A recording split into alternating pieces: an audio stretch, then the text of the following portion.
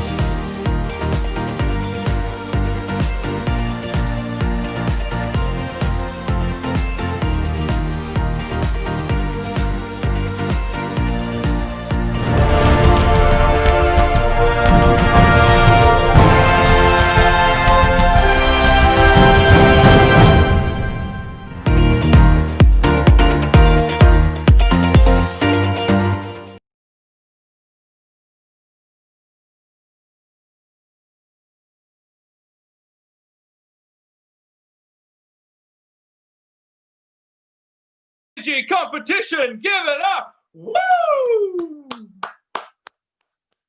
Thank you very much for being a part of this historical event. I will be your MC today. My name is Daniel Meadows. I'm from Australia. And first but foremost, I will apologise for being Australian because we are well known for not being able to pronounce anybody's name. That's why we call each other mate. G'day, mate. How you going, mate? Oh, look, it's old mate. So if I do get your name wrong, please forgive me. I have been trying my best, and hopefully we're going to have a very smooth, very amazing synergy competition here today. So without further ado, I will welcome up the participants. If you are from the country that this participant is representing, you are obligated to make a whole lot of noise. Our first participant from the beautiful islands of Fiji, we have Bula Salaniata. Please give it up. Woo! Aju! Amazing!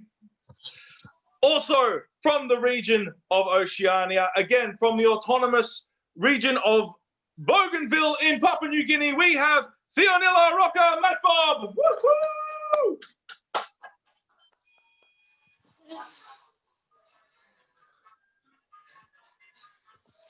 From the regions of South Asia, from the wonderful country of India, we have Shivangini Singh. Woo! Also hailing from this general region, we have from the country of Sri Lanka, Suvini Karunaratini. I'm so sorry. And there we go. We have a bit of power. Woohoo! From the regions of Southeast Asia, representing the amazing country of the Philippines, we have Rika Marfield. Please give it up. Wow, that's a good Getting lively, getting lively. Also, from the, again, representing the Philippines, we have Kenneth Chester Haim. Woo! Yeah!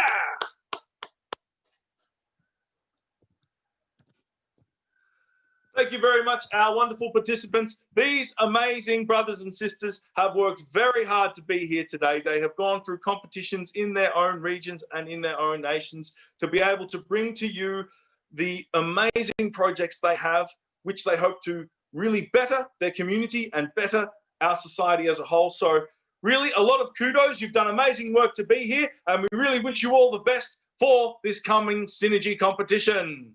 Now, before I continue and we hear our opening remarks, I would like to acknowledge some VIPs in the audience. I would like to acknowledge the Honourable Lemuel Mayrick Acosta, the Mayor of Oroquite City.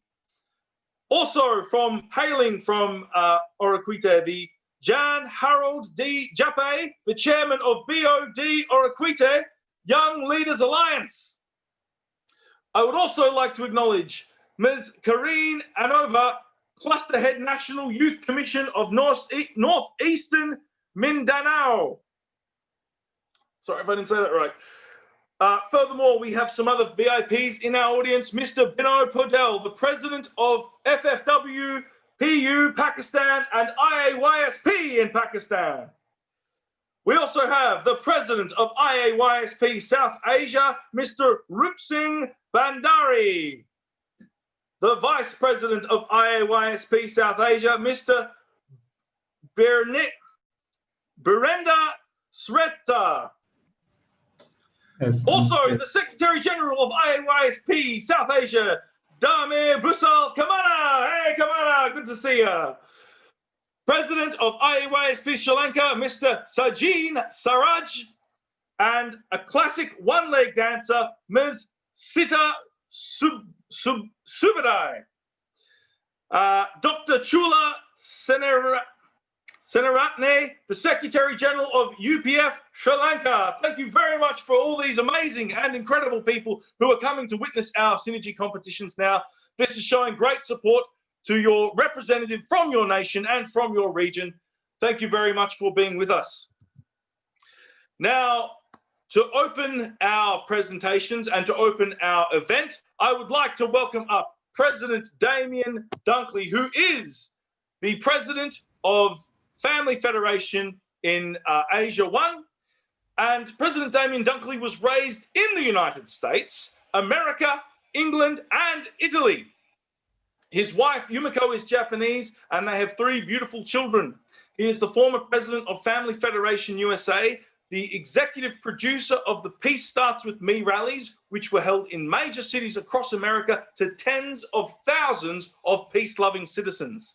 In October 2020, he was appointed as the FFWPU regional president of the Asia Pacific region, which includes 20 nations and is home to 45% of the world's population are Jew. With a background in international business, multimedia, and religion, President Dunkley's lifelong goal is to popularize true parents and bring together diverse people in joy and peace under the banner of the Heavenly Parent Holy Community. Please welcome up President Damien Dunkley. Wow! Wow. So much energy, Daniel. Thank you. And, you know, your charm carries you through the pronunciation of some of the tough names. I'd be right there with you, honestly. I feel for you. Welcome, brothers, sisters, to the first Asia Pacific Synergy Competition 2021. It's an honor to be able to just give you a couple of opening remarks. There they are. I'd like to share with you just a minute of a conceptual idea. I hope it can touch the heart. Youth and Students for Peace, this should be and will be the most, get this, write this down, the most, I said it first, the most prestigious youth peace movement in the world. And I believe it, and I know it. I know it's possible because it was founded by such an incredible person, Dr. Hak Jahan Moon, who I believe is the greatest woman leader in the world, totally, hands down. Together with her husband, Father and Mother Moon, they've accomplished so much, it can't even be documented. In terms of peace, world peace, all kinds of peace, they are the most cutting edge peacemakers in human history, hands down. So that's what you're connected to. Father Moon, this just to give you an idea, a taste, right? In terms of even describing peace, so many people want peace. We all love the word peace, but what is peace? Father described it that, peace can only be achieved when two things that are out of equilibrium come into equilibrium. It's like, flattening and smoothing out all the wrinkles. So like a subject and object becoming one. And, these 2 points are like equalized, of equal value, right? But if you think about it, this only creates a flat plane between a line between 2 points when something is balanced out like this. So he clarified that in order for peace to become true and eternal, for it to be peace centered on something that's true, it can't be just peace centered on this person or that person, but something true and eternal, which is the heavenly creator, our heavenly parent, right? So, our heavenly parent loves us all equally, wants all to be happy and joyful, wants peace for all eternity. So any peace that is achieved centering on a common value, such as God, our heavenly parent, now it creates that third dimension, which creates a spherical moment. You look at the universe, everything is created that way. There's only peace because everything is in harmony that way, according to that principle. So if we can create peace centered on this common principle as children of our heavenly parent, there's nothing we can't achieve. Everything can be achieved. And as young peacemakers, Youth and Students for Peace are destined. You are the projects that you work on together, the projects that you initiate. You're destined to be the leaders, you're going to be who they write about in the history books of having finally brought humanity into true equilibrium, not just centered on the one that's richer or stronger or lighter or darker or north or south, but really centered on our heavenly parent. That's when we can really create a world of peace. So I'm really honored to be a part of the very first Asia Pacific Synergy Competition 2021. Welcome, good luck, congratulations, and have an incredible, incredible journey of peace building, not just this year, but for the rest of your life. God bless you. Thank you.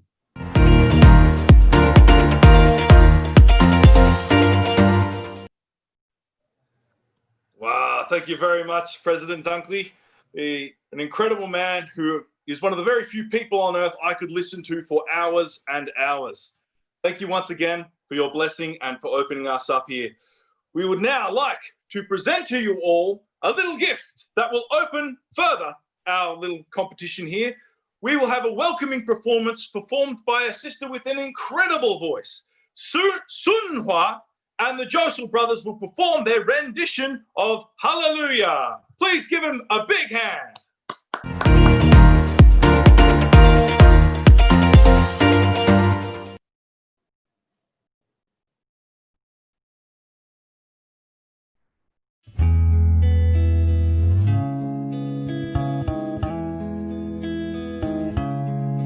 Now I've heard there was a secret chord that David played and it pleased the Lord.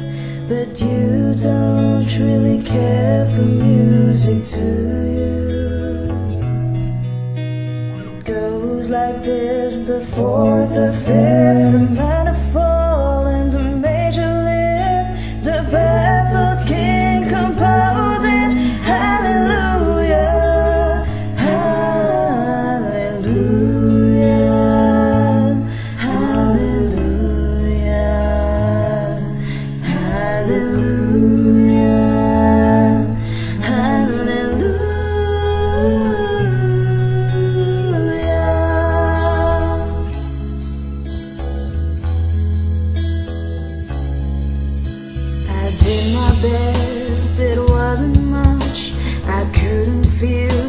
I tried to touch. I've told the truth, I didn't come to fool you. And even though it all went wrong, I stand before the Lord of Song with nothing on my tongue but hallelujah,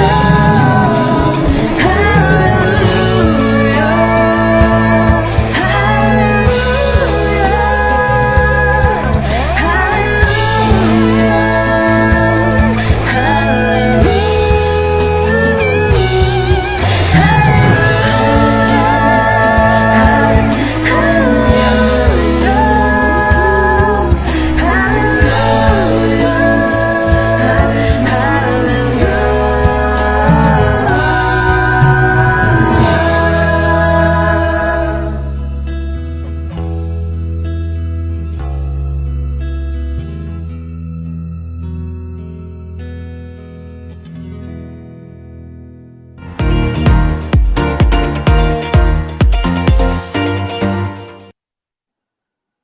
Incredible.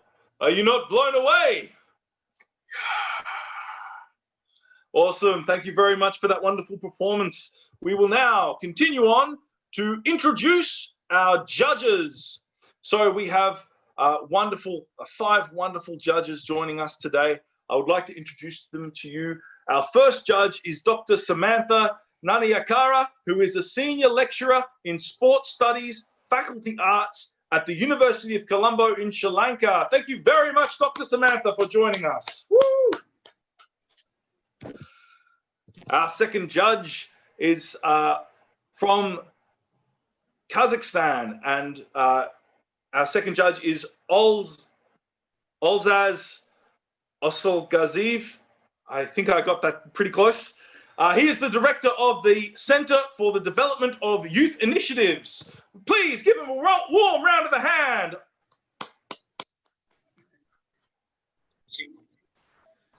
Our third judge with us today, Martin Beso, the president of Youth Congress, the Ministry of Internal Affairs from the Republic of Marshall Islands. Please give him a warm round of applause. Thank you so much. Our fourth judge, an incredible man, Professor Richel Halepa, the International Lecturer of FFWPU Asia Pacific and the former Regional President of IAYSP Asia Pacific. Please give him a big round of applause. Thank you. Our fifth judge, who is currently the International President of Youth and Students for Peace. He graduated from Hiroshima University, the Department of Education, and graduated from the Unification Theological Seminary in New York State with a master's degree in religious education. He's been engaged in service projects and educational programs in Brazil and has launched and managed service projects and character education programs for the youth in 12 countries, including the Philippines, and has recently organized a big global youth camp with youth from 25 countries and a youth festival for peace with 40,000 people in Sao Tome and Principe in Africa. The man, the legend, President Koji Matsuda!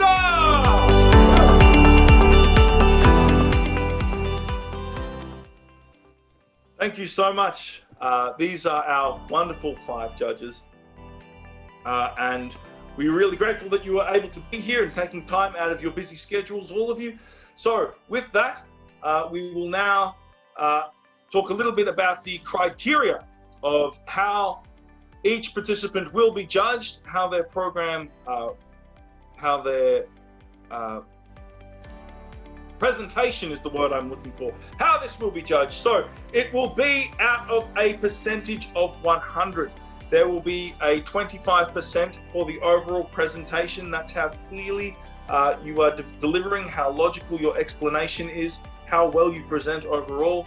There will be 25% decided from the innovation, how new and how unique your idea is that you are developing. And 25% of it will be from your delivery style, the passion from which you deliver, the heart in which you put into this delivery, and of course, just your general charisma. 25% also will be feasibility, how probable will this plan that you have go ahead, and what the process that you have put forward that you are suggesting, how likely is it to be achieved? I should also mention that there are 3 ways in which you can lose points. If you go over time, you will be minus 2 points, so please be very careful to be on time. Also, you should not be reading from a script or be moving your own PowerPoint presentation, so those will cause you to deduct some points. So that is how we are going to judge this. Our judges, please be fair, please act with love and be very well in your judgment. And participants, please do follow the guidelines and please do your very best, as I know you will. So without further ado, we will invite up our first participant. I would like to firstly introduce a little bit about our participant. The first participant is Shivangini Singh, and she will be presenting on clean water and sanitation. Shivangini is a final year student of a Masters of Social Work and a professional trainee social worker. She has a vivid experience of working with children and women of one of the most disadvantaged communities in India.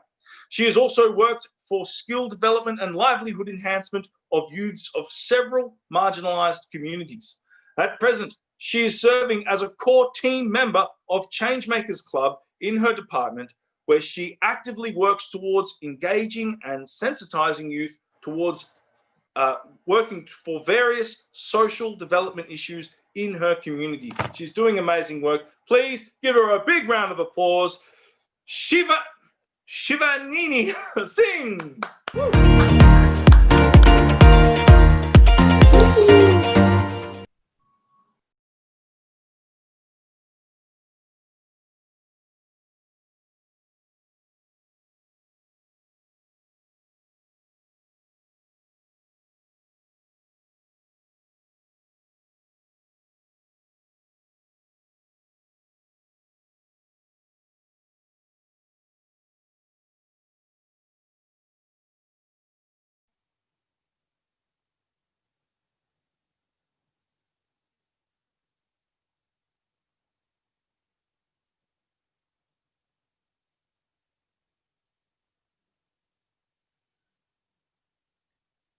Is the PPT visible? Is my screen visible, sir? Yes, it is. So very good afternoon, everyone. I express my gratitude towards International Association of Youths and Students for Peace for giving us this lovely platform and a great opportunity. I also extend my respect to the distinguished jury members. Namaste, I am Shivangini Singh, a final year student of Masters of Social Work and a core team member of Changemakers Club. I belong to the incredible India and I will be representing South Asia in this competition. So as a social sciences student, we often had discussions in the classroom where we would talk about various complex social and development issues and come up with the solutions to help people. But every time those discussions dissolved after class and no actions was taken. We knew that as youths, we have a lot of energy, passion to be a change maker, and ideas to resolve the conflicts. But channelizing youth energy towards achieving those development goals is equally important. So we figured, what if we come up with a club which creates a strong platform to execute those ideas? Students here will feel a sense of responsibility to spread awareness, to design solutions and execute them as well. And that's how Changemakers Club was formed at AISS. So the project that I want to share with you all is the Changemakers Club, which is a newly formed youth association of AISS that supports young students as change makers and hosts workshops, social impact discussions, community engagement, advocacy, and guest lectures, etc., with a mission to connect young change makers together, sensitize them, and educate them about the various sustainable development goals. At present, it has members from diverse academic fields like development studies, political science, sociology, social work, history, and physiology. The idea of Changemakers Club is to expand beyond AISS and the walls of Amity University and connect with the young students willing to create an impact from across universities and build a community of young changemakers. We want to have a Changemakers Club across all the Indian universities and a campus ambassador to lead the team. So at present, we are working for At present, we are targeting the Sustainable Development Goal number 6, that is to achieve universal and access to affordable drinking water and to achieve access to adequate and equitable sanitation and hygiene and cleanliness for all, which is a basic human right, and paying special attention to needs of women and girls and those in vulnerable situations. To realize this dream, we believe that youth and youth-led associations need to be encouraged and empowered to participating in translating the 2030 agendas into local, national, and regional policy implementation, as well as in holding governments accountable. So why is Sustainable Development Goal 6 important? So, as we know, the COVID-19 pandemic has already demonstrated the critical importance of sanitation, hygiene, and adequate access to clean water for preventing and containing diseases. Hand hygiene actually saves lives. According to the WHO, hand washing is one of the most effective actions you can take to reduce the spread of pathogens and prevent infections, including the COVID-19 virus. Yet billions of people still lack safe water, sanitation, and clean environment. Sanitation saves about 2 lakh lives a year of children below the age of 5 who die of illness related to diarrhea. Lack of sanitation impacts physical and cognitive stunting of children. It is essential for women's security and dignity. Inadequate access causes India considerable economic losses, which is equivalent to 6.4% of India's GDP. Here are the statistics to support my statement. Please have a look.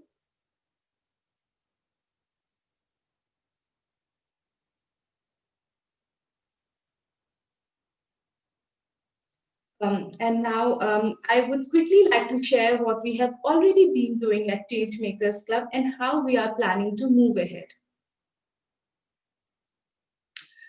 So as we know, cleanliness is most important for physical well-being and a healthy environment because it has bearing on public and personal hygiene. Therefore, every individual needs to become an agent of change for Swachhta, that is cleanliness, for improving efficient waste management, sanitation, and hygiene practices in their families and within their communities. So keeping this in mind and to contribute towards the Swachh Bharat campaign, the AISS observed a Swachhta Pakhwara, that is fortnight, from 16 January to 31st January with the objective of bringing a fortnight of intense focus on the issues and practices of Swachhta by engaging the students and faculty members of the department. The Pakhwara activities were pre-planned and a 15-day calendar was circulated amongst the students and faculties. The fortnight, that is Pakhwara, started with an oath ceremony on 15th, and likewise various events like cleanliness drive in the campus, waste management workshop in collaboration with HCL Foundation, cleanliness, best out of waste activity, etc. were held during the entire 15-day initiative. Then again, Changemakers Club at AISS in association with United Nations Volunteer India organized a seminar cum workshop on the role of youth in combating climate change and water scarcity, where the expert speakers like Mr. R.R. Mishra, Director General of National Mission for Clean Ganga, Mr. Vimlendu Jha, environmentalist and founder of Swechha India, Mr. Sabha Kalam, Program Officer of Climate Change, UNDP, and Mr. Arun Sehdev, Country Coordinator of UNV India, etc., spoke about the issue. Then again, some meritorious students and club members participated in Clean Noida Green Championship Program, which is a 4-week experiential learning program by HCL Foundation. The entire program was divided into 4 weeks. So this is the week-wise framework of the program.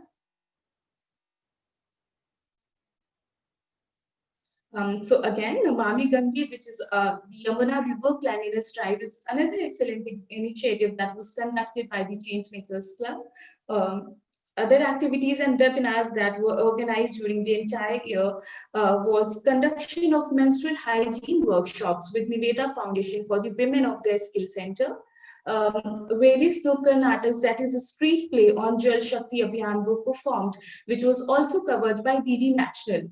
And a webinar on Gandhi Peace, Swachhta and Youth, wherein Shri Krishna Adhikari ji, Secretary General of Universal Peace Federation, was also the chief guest. Again, a online awareness program on healthy lifestyle and cancer prevention on World Hand Washing Day was organized. These are the pictures of the activities that I was talking about.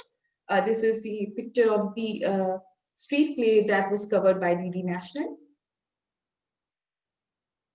Then again, these are also the pictures of the activities that I just informed you about. So talking about our sustainability model. So Changemakers Club aims at building a carefully selected network of young college and university students under the age of 30 who are passionate towards leading positive change in their communities. They are empathetic, dedicated young leaders who are committed to solving problems and creating opportunities for the good of all. With every next batch in the university, a new team will join the club and a president will be selected by the voting of the core team members, including the campus ambassadors of all the universities. The Changemakers Club at every university will be led by campus ambassadors. Each semester, a new sustainable development goal will be selected to work upon as per the interest of the members. And likewise, the next 6 months will be dedicated towards working for the achievement of that goal through community engagement, advocacy, youth sensitization, panel discussions, etc. So talking about how are we planning to engage these youths in achieving these goals. So this can be achieved by, here is our action plan, through awareness generation by hosting workshops, seminars, social impact discussions, nukkad natak, social media campaigns, etc. Through partnerships with corporates and organizations to further work upon the issue. Through directly engaging with the communities in the field and through active advocacy, and by sensitizing the organizations and stakeholders, including the governments. So Changemakers Club will also give these young leaders and change makers a voice of their own. They will get a platform to share their opinions that actually matter and will be able to showcase the world the positive changes they are bringing. Changemakers Club will also have a network of alumni who will guide us from time to time, and they will also get a platform to showcase the excellent work they are doing in achieving the sustainable development goals as a part of their new organization. We believe that youth-led associations and organizations need to be encouraged and empowered. So we are looking for compassionate partners that are looking for opportunities to empower young people across the communities with the mindset, skill set, and tools to lead a positive change. So at last, I would like to conclude by quoting Franklin D. Roosevelt that we cannot always build the future for our youth, but we can obviously build our youth for the future. That's all for my presentation. Thank you so much.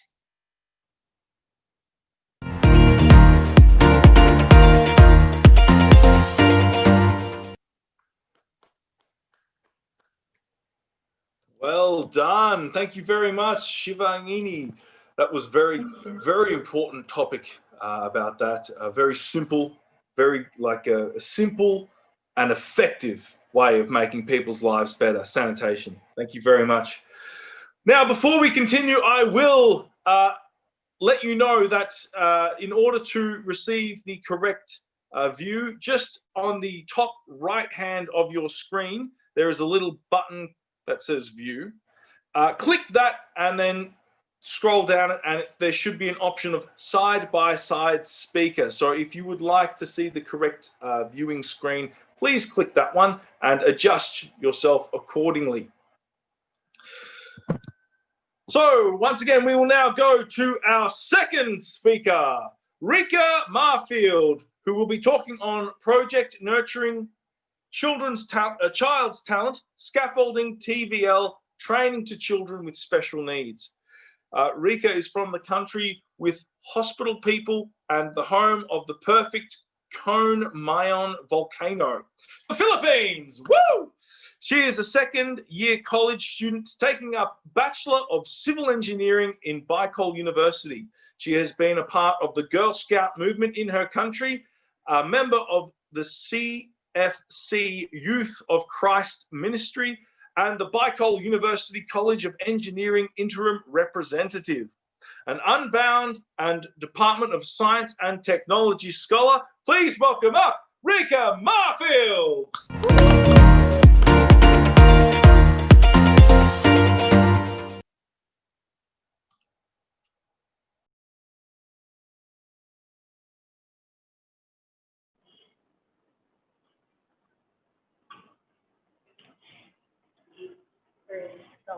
Let me start my presentation by telling you my story.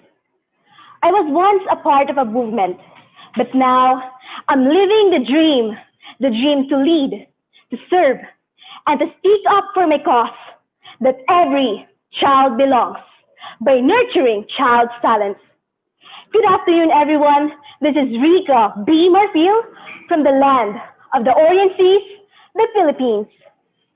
Having been chosen as the first place in the Southeast Asia Synergy competition allowed me to begin my project, the Meet and Greet for children with special needs in my community.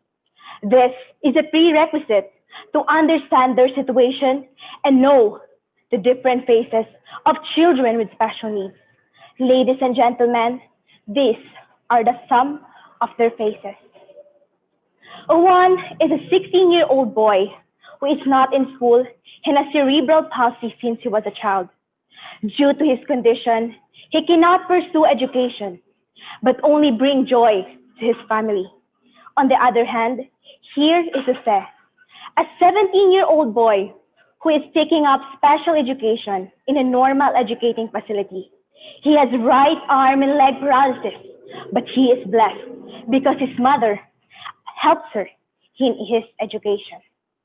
On the other side of the story, here is Pedro, a 16-year-old boy who can run, can walk, and is even more able than the two aforementioned, but is not in school, although he has mild autism. I have found out that it was lack of child support that prevented him to do so. These are some of the millions of children with special needs around the globe. Let me share to you the prevalence and educational attainment of children with special needs from the worldwide statistics up to the local statistics. In the worldwide setting, roughly 37.5% or roughly 2 billion people are disabled in the world. According to United Nations Student Children's Fund, 93 million out of these 2 billion are children with disabilities. In the Asia-Pacific statistics, New Zealand is the highest prevalence of persons with disability, with well over 1,062,000, equivalent to 24%. On the other hand, to cite some examples, in Samoa, there is 1,473 persons with disabilities. Among this, 5 to 17 years old comprises 31.2%. And of course, 37% only completed secondary education. Although there is a Mental Health Act of 2007 and the Ministry of Education Policies 1992 Compulsory Education Act for Inclusive Education. On the other hand, here is Sri Lanka, a place with 1.6 billion persons with disabilities. Among them, 15 to 19 years old comprises 1.8%. Similarly, only 45% ages 15 to 19 years old are engaged in education. Although there is a national legislation protection of the rights of persons with disabilities, Act number 28 of 1996, which should pursue inclusive education. In the national statistics, my country, the Philippines, roughly 1.44 million Filipinos, equivalent to 1.57%, are persons with disabilities. Among them, the population proportion by 5-year age group in the Philippines states that 15 to 19 years old comprises 6.9%, the second largest population proportion. The educational attainment of persons with special needs in the Philippines states that only 23% of the elementary level have severe disability and 17% have reached elementary level with moderate disability. In the regional statistics, my region, Bicol, 1.85% have the population proportion who has a disability higher than the national figure. In my municipality, the Camarig Albay, 9 enrollees out of the 55 persons with special needs, ages 13 to 17 years old, are only pursuing education. This proves that the prevalence and educational attainment of children with special needs is not only present in the local setting, but has become a worldwide issue. What is then the problem? The problem is the barriers to the employment of persons with disabilities, including accessibility, education and training, legal barriers, and even attitudes and discrimination. Through the meet and greet for children with special needs, I have also found out it was lack of child support, leading to no education, leading to lack of skills, which equals no employment. This is where the solution goes and comes. Project Nurturing Child's Talents, a project scaffolding technical vocational training to children with special needs, ages 15 to 17 years old in Camarig Albay, who are not in school and is willing to undergo the training. This is supported by the Labor Code of the Philippines, which states that 15 is the legal working age. Republic Act 7277, which is the Magna Carta for persons with disabilities, and Republic Act 10524, which allots government offices 1% for persons with disabilities. Here is my solution and my action plan. The first one is raising awareness. Number 2 is building partnerships. Number 3 is finding the means. Number 4 is the actual program, technical vocational training for children with special needs, which will lead to employment. I have found out that the Convention on the Rights of Children with Special Needs plus the support of my locality equals awareness. On the second part, of course, this partnership, which includes the International Association of Youth and Students for Peace, Technical Education and Skills Development Authority, Department of Social Welfare and Development, and the Municipality of Camalig, which we can dare say that building partnerships equals functional project.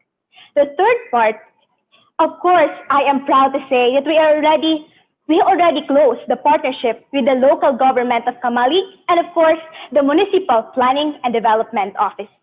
The third part is finding the means, which includes the professionals, such as from those from TESDA, who are willing to help these children with special needs, volunteers, and of course, willing organizations such as TESDA, DSWD, My Locality, and non-government organizations such as Simon at Cyrene and Children International present in my country. And leads us to the fourth part of the means, which includes the funding from sponsorships, partnerships, and solicitations. The fourth part of the is the actual program for children with special needs, which include housekeeping, organic agricultural production, massage therapy, and cookery, to the 6 months to 1 year timeline of project support. The truth is, there are always companies that hire PWDs, including Happy Toothpaste, Project Lily PH, even international ones such as South Star Drug by the Unilab, and of course, Frutas Holdings Incorporation. This Happy Toothpaste is not only giving smiles to the millions of Filipinos, but to our fellow PWDs by providing income for them because they are 30% of their employees are deaf and mute. This leads us to eradicate lack of child support, no education, lack of skills, and no employment. Through the project Nurturing Child's Talents, we can now be able to provide child support, education, technical skills, which will lead now for children with special needs, employment. They can now be self-sufficient, provide for their families, help in their communities, start up their own businesses. They can even make our world a better place to live in. My project supports the Sustainable Development Goals, which includes 10, reduce inequalities, number 4, quality education, number 1, no poverty, number 8, decent work and economic growth, and number 17, partnership for the goals, which is very important in making the project Nurturing Child's Talents come true. To the millions of people watching with us today, these kids, they do not need us to win wars for them. They need us to build a world that will allow them to grow, to dream, and to live, where children do not have to hide in their closets because they feel like, I do not belong. I stand here for our fellow children with special needs, and I challenge all of you today to join me together in this campaign of hope.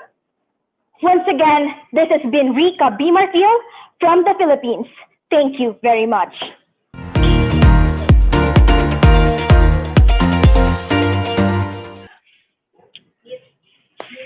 Woo! Amazing. Thank you so much, Rika. I see you had some fans in the audience holding up signs and things. That's very good. Yeah, thank you very much for that very important topic about people with disabilities, being able to include them and help them out. Very good project you've got going on there. Now, before we get going with our next participants, we have something special for you all. There is a performance from Thailand. They will be performing the Thailand dance for us all. So please give them a big round of applause.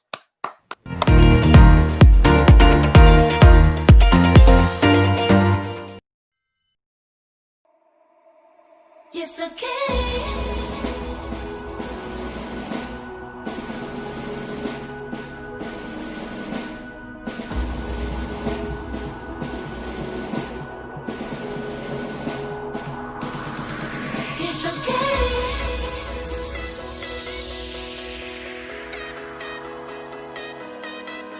It's okay.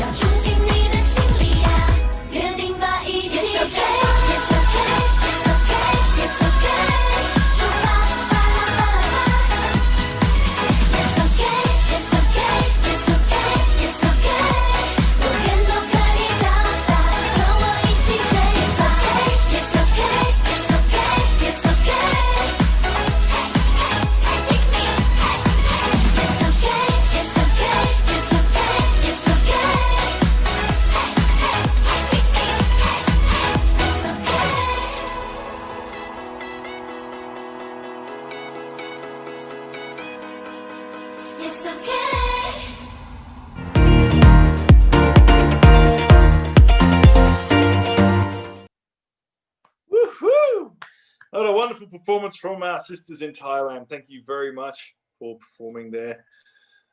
Right, we will now continue on our program with our third participant. Once again, we're reaching the Oceania end of things. Woo! Yeah! I'm not biased. Okay, we've got our third participant here is Bulu Saliniata, who is going to be presenting on youth engagement towards addressing mental health. Ms. Bulu, I got it right? Saliniata is studying a bachelor's degree in economics and finance at the University of South Pacific in Fiji. Her passion is in youth advocacy and economic development. Please give a warm round of an applause for Bulu Saliniata. Woo!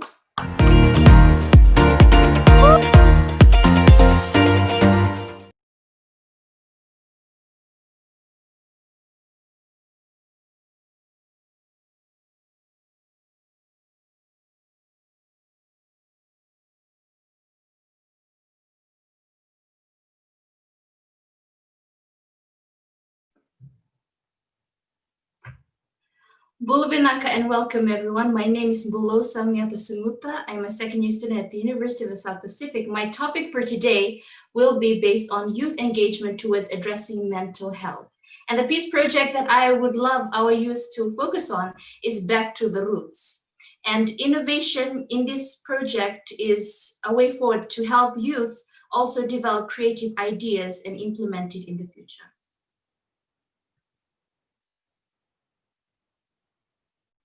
So what is Back to the Roots? Back to the Roots is a strategy that I've come to implement. It is solving the problems or the issues that is directly affecting the roots. And this is what, in terms of mental health, is firstly, it has 4 steps. And that is identifying the problem at its root cause. Second is building a solution with innovation and creative ideas that will help solve the problems at the roots. And thirdly is cost and benefit analysis, which we analyze the benefits and the cost of the solution that has been innovated.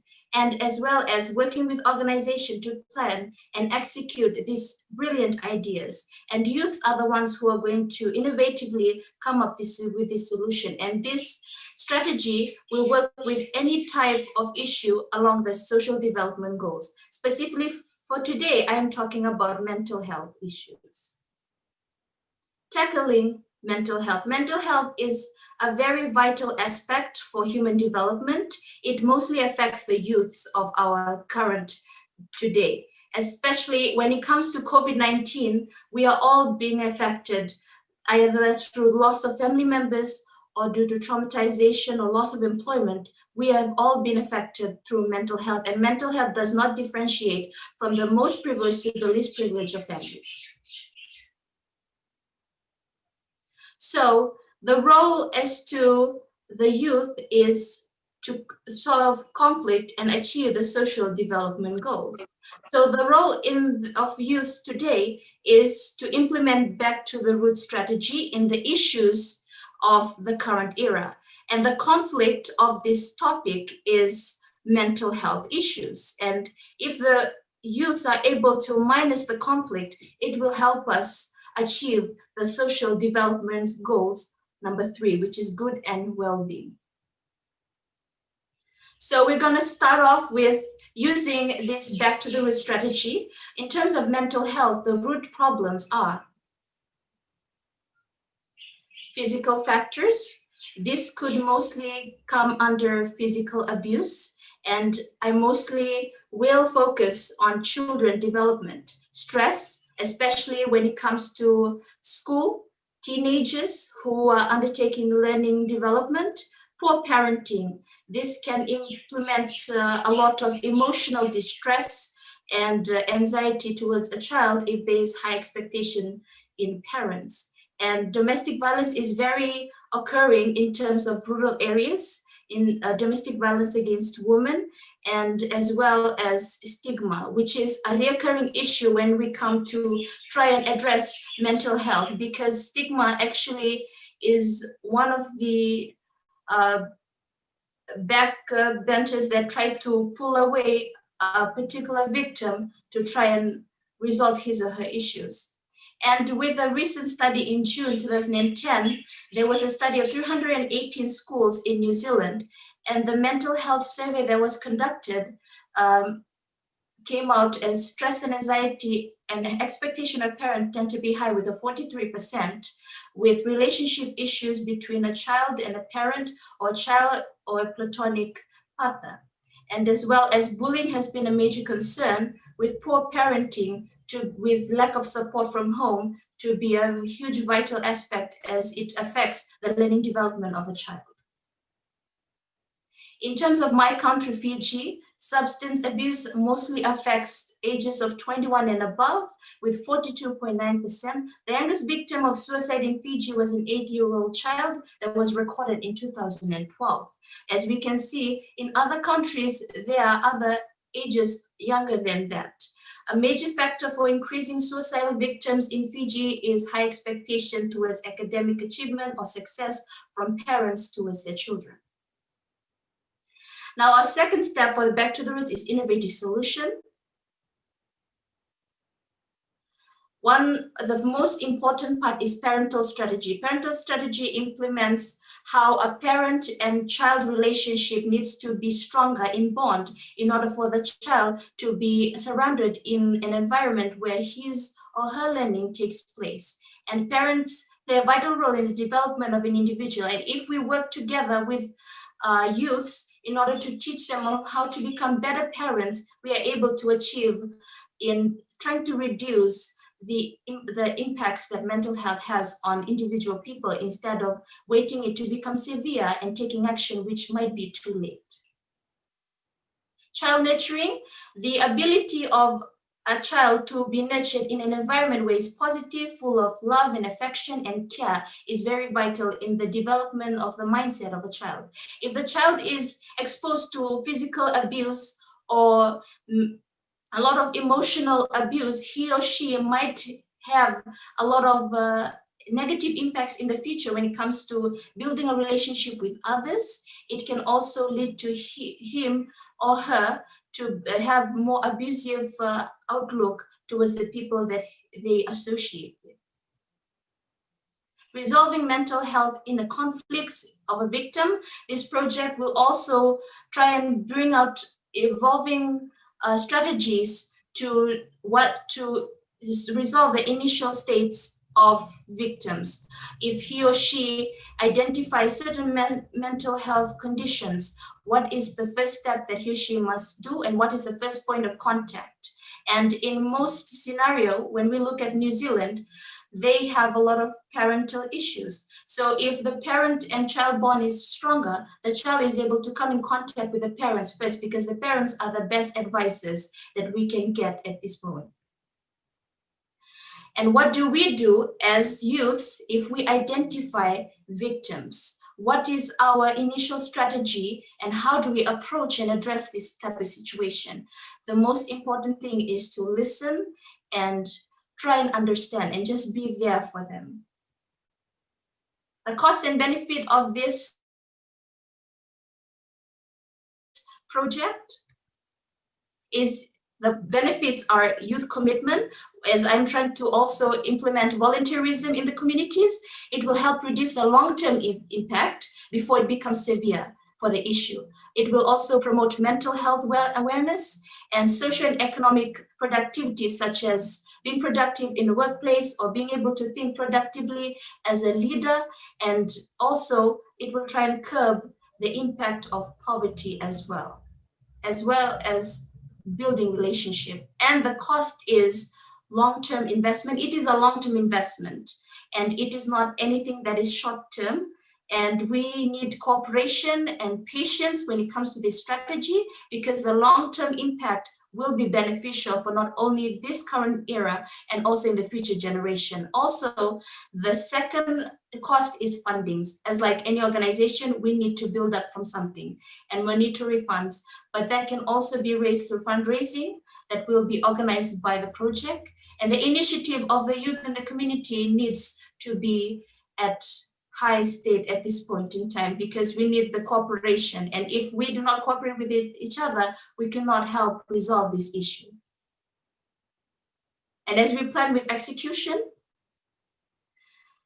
we tend to promote this project through community awareness, workshop, maybe building a center that will help certain victims and also teach the youths of today and tomorrow on the strategies that I've put in place before, and implementing it to other organizations that has already been established, as this can also be implemented to so many organizations in future. And if many youth groups tend to organize their youth groups in their community, this strategy would work in place with them to resolve any issue along the social development goals, and also providing counseling to new couples in order for them to raise their children in a healthy environment and teach them parental strategy. And with that, it will also work in conjunction with youth camps for mental health. These are three major mental health organization that helps in terms of the victims. So this organization has already been established, and they are working in conjunction to help the severe victims. As for the strategy, it will help to prevent the root cause. And as it work in conjunction with this organization, they will both work together to build a better tomorrow and reduce mental health. And to end this presentation, I would like to say that with mental health, it is not an easy issue to tackle, but as we work together as youth and community, and as we are future leaders of tomorrow, raising awareness and also building together a brighter future to resolve it will help us in the long run. Thank you.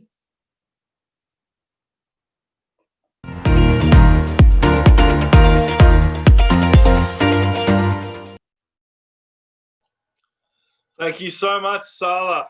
People like you really do change the world for the better, because that's a very important topic and it affects a great deal of people. So thank you so much for your wonderful presentation. Now, before we continue on with our next participant, I do want to acknowledge several people who have entered the room. First of all, there's the wonderful Dr. Kimsri, who is the Vice President of Family Federation in the continent of Asia, as well as the International Association of Youth Students for Peace President. Please give him a big warm welcome with your hands clapping. So he will be our judge. Our wonderful judge from Kazakhstan was not able to arrive, so Kim Tariq will be replacing him. Thank you so much for joining us. I would also like to acknowledge another wonderful gentleman in our presence at the moment, Professor Prashant Chauhan, who is from the Faculty of Social Network in Amity University and is the editor-in-chief of the Social Work Times. Please give him a big round of applause. Thank you very much for joining us today. And without further ado, we will continue on to our next participant, number 4, Theonila Roca Matbob, who is going to be talking to us about accepting loss to empower lives to progress. Theonila is a student. She founded the John Roca Counseling Center in 2014. At 30 years old, she is a wife, a mother, and a minister of parliament.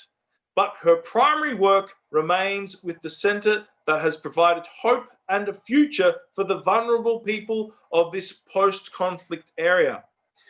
The woman who has successfully managed this centre for 7 years without funding.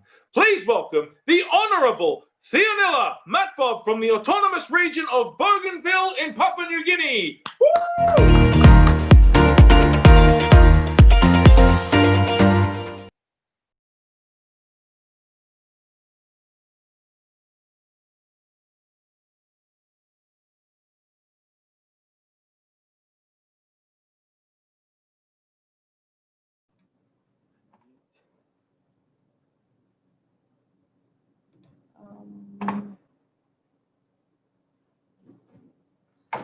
Oh my God, Okay, this God. How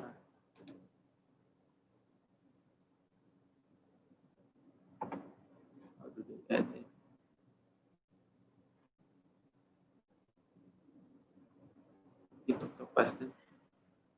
Sorry, just sorting out some technical problems here with the presentation.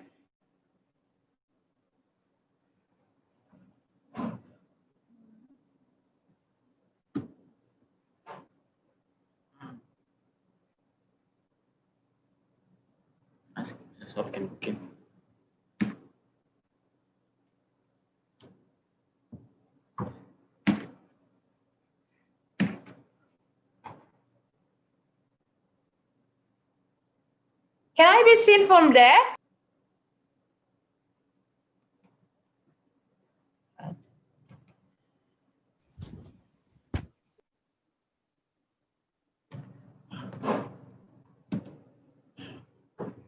Oh my God.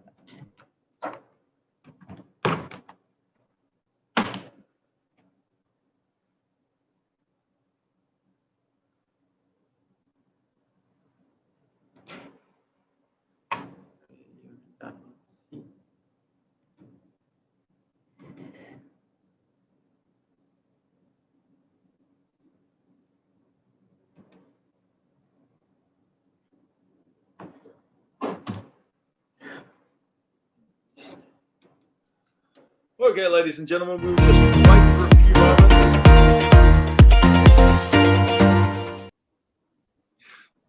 Yes, we'll be waiting for a few moments. There is a little bit of a technical error happening there with that presentation. So just give us a few moments. We do really appreciate so much all the wonderful people who have come out to give their presentations, especially a lot of these people aren't just young, aren't just passionate, but they also actually hold positions in their community and in their regions where they do have a lot of influence to change for better the lives. So we really do, once again, appreciate so much. And from all the IAYSP team from Asia Pacific, we want to give you our wholehearted support in these projects.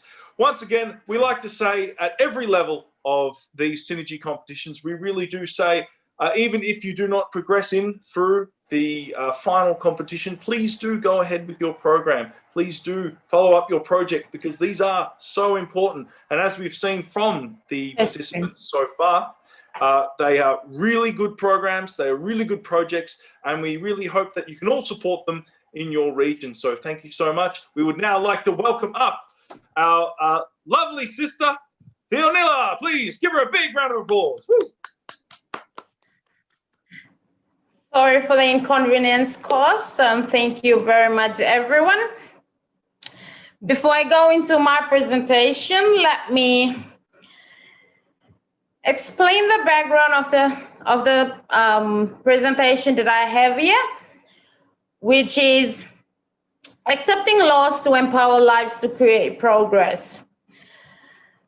And on the slide, you can see two pictures of me retrieving a deceased body. So when we go back, every one of us, in order for us to be partakers as young people in peace building, in resolving conflict, to be able to ensure that there is peace and harmony in our communities, families, and society, and this global community that we live in, we always come out from different experiences that we share. And for my case, I have my own story that motivated me to come into becoming a peace building person and someone who is continuing to strive to be able to ensure that there is peace in my war-torn society. Next, please. So the autonomous Bougainville, just to give you a clear background, there is so much disorder in the community, given that we've just recently come out from a war that costed over 25,000 lives, which is about 10% of the region's population of the rural province of Papua New Guinea. Next, please. So what is the project? The project is called John Rocker Learning and Counseling Center, which is focused under the SDGs on quality education, but also it works on different in resolving other issues such as issues of unemployment, accessibility to clean water and sanitation, and many other. As the presentation goes on, it will come out clear. So why is it called John Rocker Learning and Counseling Center? It is called John Rocker Learning and Counseling Center because it is named after a war victim who was a committed or a devoted mentor in youth and peace building in the community. It's a very simple person outside of the scenes.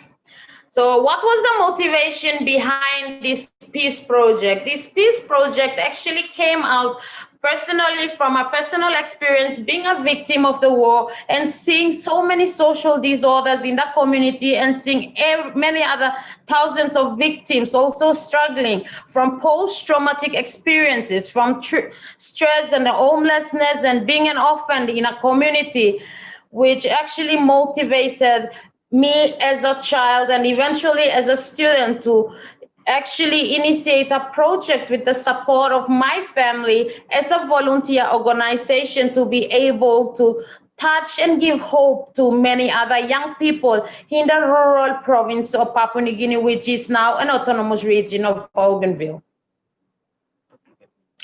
So under the project, which is already, it's a living project and it's a growing project, we have touched over 2,000 people's lives in the different components that we have. And also, as we speak, it is still a growing project. So under John Rocker Learning and Counseling Center, which is a quality education project within a rural community where there are so many disadvantaged, over 15,000 disadvantaged people living.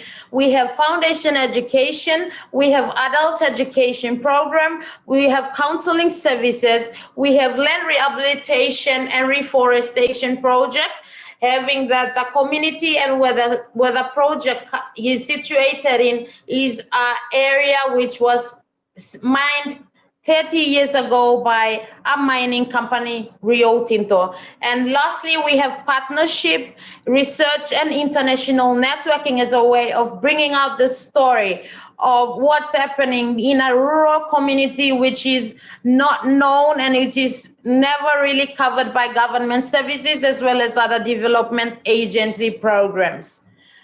So let me go. What are the resources that this project has been heavily relying on? So there we have only 4 resources. As a young person, so into resolving conflict and making sure that people find meaning and find harmony in such a war-torn and physically and environmentally destroyed community. As you can see in one of my organization pictures, we come from a very tough kind of a background where people have to rely on the limited resources that they have. So the only resources that we have and which the community and the project that have been initiated depends heavily on to make sure that we continue to give hope to the people, the people themselves as the resource, the land that we have, the whatever little land that was left from the destruction, and the environment, the trees, and all the other things that can be converted into cash that can be able to give hope to people whilst they working on it, and the culture that we have being coming from a Melanesian society,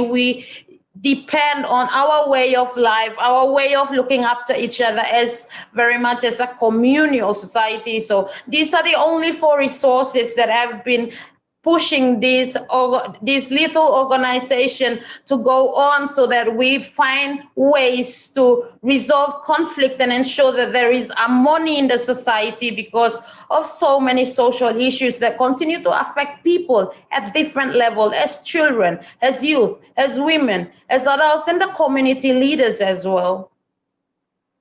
So here I have a picture presentation on the 5 different components. The first one is myself in the classroom as a student and a mother, and then a young person who's so into ensuring that the future of every Bougainvillean child is ensured that there is mental liberation, to ensure that young people do not find themselves in mental conflict situation where they will be unemployed, and they will see that unemployment is an issue that can never be solved. So on the foundation education, we have young people who we've given service and hope to over 400 young people in the last 7 years. So we teach them using whatever that we have in the environment, so that they can relate to it and then be able to build their mental capacity using whatever they can relate to easily, based on people and environment and culture.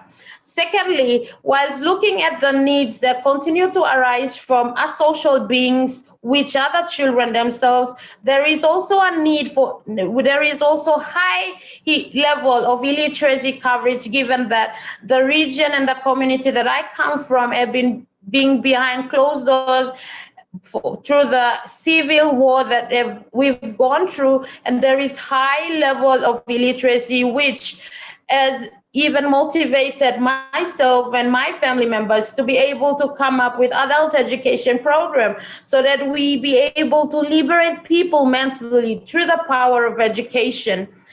And as well as, while we solve that problem through quality education, they can now be liberated to find solution to the other issues that is within their household, within their children, and the community that we live in. And thirdly, because we come from an environment which is very much destroyed through extractive industry, we have initiatives, or we have an initiative with the partnership of one of our coordinator, whom you can see on the project, who helps us to be able to find ways to reforest the environment, so that there can be life coming back, and that young people in the next 20 years time, they can be able to enjoy something almost natural environment. So next. And we also have counseling program where we continue to run counseling services for young people, youth social issues, for children who are coming out from unstable family backgrounds, where there is domestic violence, where there is so many different issues affecting these young children. And also we have kids counseling program where we seem to be using colors and the different environment that comes from the people, land, environment, and culture. So these are the only resources that we use as volunteers to be able to ensure that we give hope, and that when we give hope, we build a community that is strong and healthy. And the last component that we have under this project that has been initiated as a student back in the university is local partnership. We have local partnership research and international networking, where we continue to have partnership with different people from using different platforms like filming and all this, so that the story of the project and the story of the experiences people are having can continue to be shared to other people. So, ladies and gentlemen, this is a living project that I am sharing with you, which is a project that has been operating for the last 7 years, and we will continue whether or not this project will continue to go on. It will continue to give hope to many more people who are unborn or who are sick. But apart from apart from the project impacting over 2,000 plus lives, it has actually changed a lot for ourselves. Being a war victim, it has helped a lot. Thank you very much.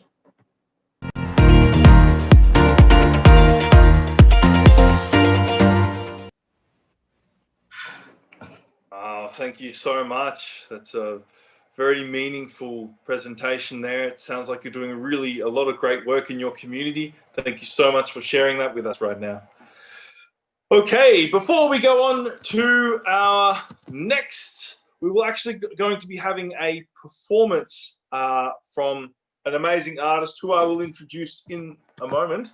I just wanted to explain to everyone, just to a reiteration, that all the people that you are seeing here today, they are all winners of Synergy competitions in their own regions.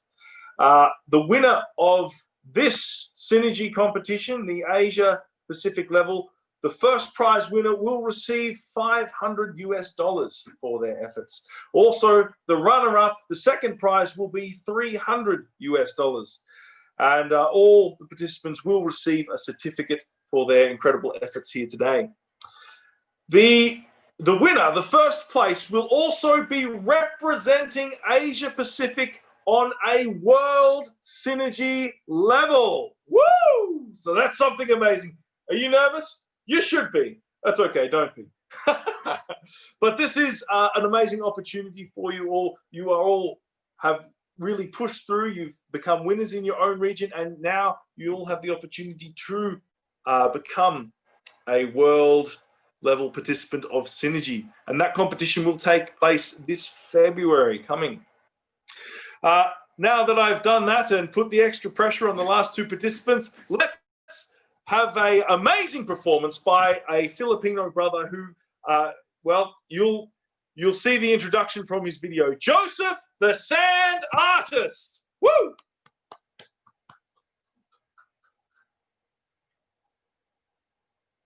Let's give it up for Joseph, the amazing, the untalented, the talented, and unparalleled sand artist from the Philippines. Woo!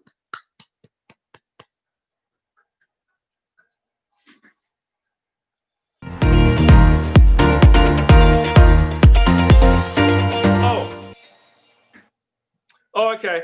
Sorry. I'm skipping ahead. We're not going to... sorry about that.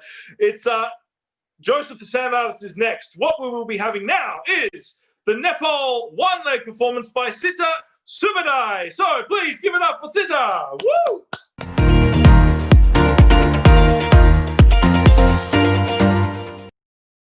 I'm Sita Subadai from Nepal.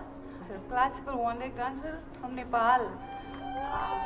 He is our cultural dance, and especially for the welcome to Nepal, visit Nepal 2020 for this offer all of you.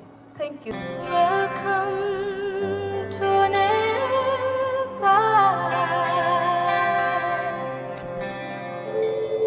Om Mani Padme Hum, Om Mani Padme Hum, Om Mani Padme Hum, Om Mani Padme Hum. Welcome to Nepal. Welcome to Nepal. Atithi Devo Bhava, Atithi Devo Bhava, Atithi Devo Bhava, Atithi Devo Bhava, Atithi Devo Bhava, Atithi Devo Bhava, Atithi Devo Bhava, Atithi Devo Bhava. Dear guests, we invite you in our country, Nepal.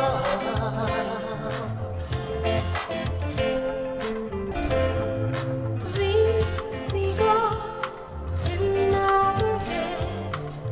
You will feel special.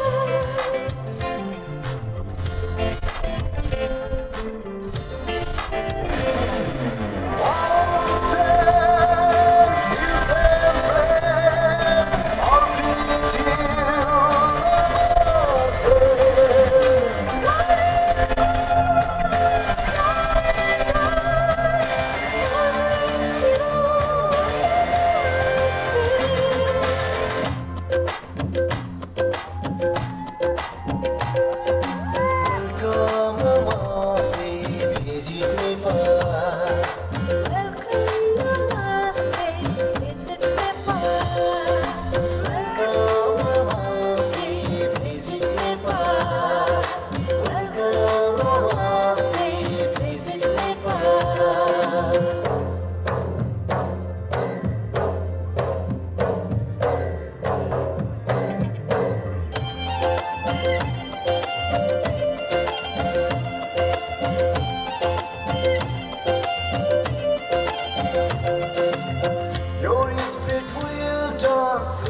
dance of Shiva.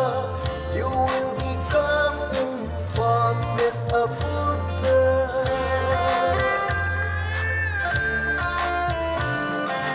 Your spirit will dance like dance of Shiva.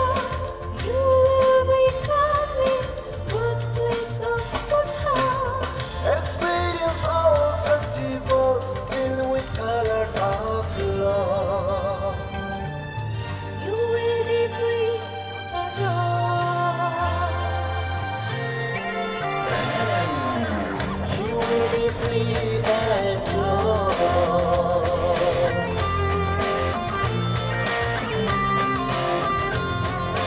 Welcome, Namaste, visit Nepal.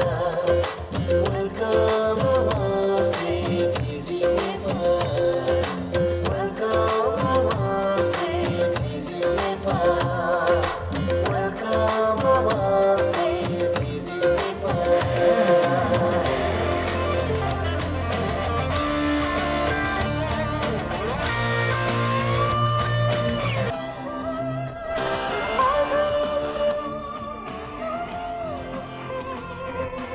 Welcome, Namaste, visit Nepal. Welcome, Namaste, visit Nepal. Welcome, Namaste, visit Nepal. Welcome, Namaste, visit Nepal. Welcome, Namaste, visit Nepal.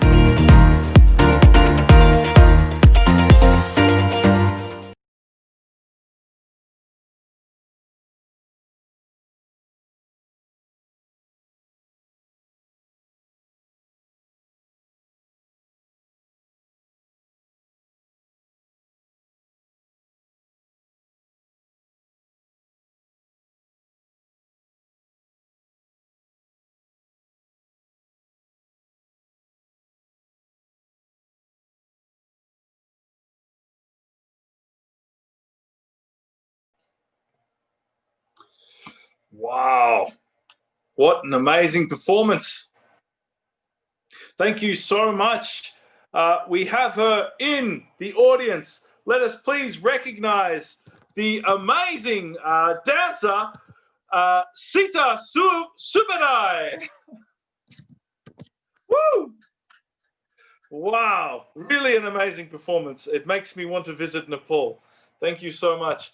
Also, I think it adds a lot of clarification to Rika Marfield's presentation there about really being inclusive of people, you know. So thank you so much. That was incredible. I can't believe how amazing that was. Now, we would like to now continue with our, we will see one promotional video about the Youth Hero Awards. So if you do not know already about the Youth Hero Awards, then please pay good attention, because this is an amazing initiative to really acknowledge young people in your region and in your community who really do amazing things and could possibly be really acknowledged and encouraged in their work for the community. So please now give your full attention to the Youth Hero Awards.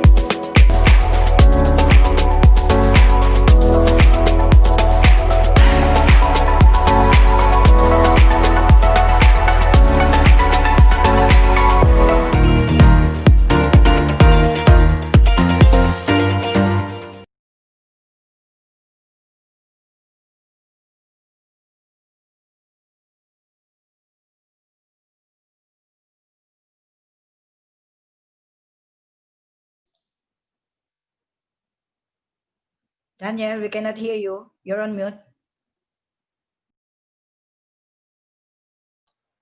See, that was a test to make sure that you were all paying attention. Okay, so if you do know someone who does fit the bill for a Youth Hero Award, then please do nominate them to your local YSP representative. It is really for young people to be acknowledged of the efforts they do. Of course, we do things always without acknowledgement, but it is really nice to acknowledge someone who you think is worthy of the Youth Hero Award. So, continuing with our schedule, we now have our final two participants, and I would like to welcome up our fifth participant, Suvini Karunaratne. I'm sure I got it right when I was practicing. Please, I do apologize. This wonderful sister is going to be giving us a presentation on zero poverty, no hunger, good health, and well-being. All amazing things. She completed her Master of Science in Biochemistry and Molecular Biology at the University of Colombo in Sri Lanka, and currently is a lecturer in molecular genetics at Spectrum Institute in Science and Technology in Sri Lanka.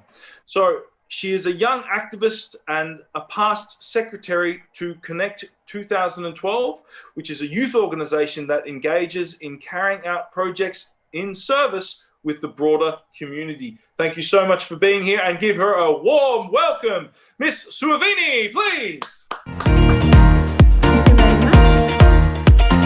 Who else? A sustainable lead to build a biotechnology-based economy. Ayubovan, I'm Suvini Karunaratne from Sri Lanka, the pearl of the Indian Ocean, representing South Asia today to contribute to the youth's role in resolving conflicts and achieving sustainable development goals. UN has suggested 17 sustainable development goals to be achieved within the next decade, out of which I'm concentrating more on the first three, which includes no poverty, zero hunger, good health and well-being. And poverty is my main goal. Who am I? Who are we? We represent 1.2 billion young people all across the world. 16% of the global population working hard day and night to cause a positive change while fulfilling our own potentials and making sure that this world is a better world for the future generations. So moving on to my topic, where are we right now?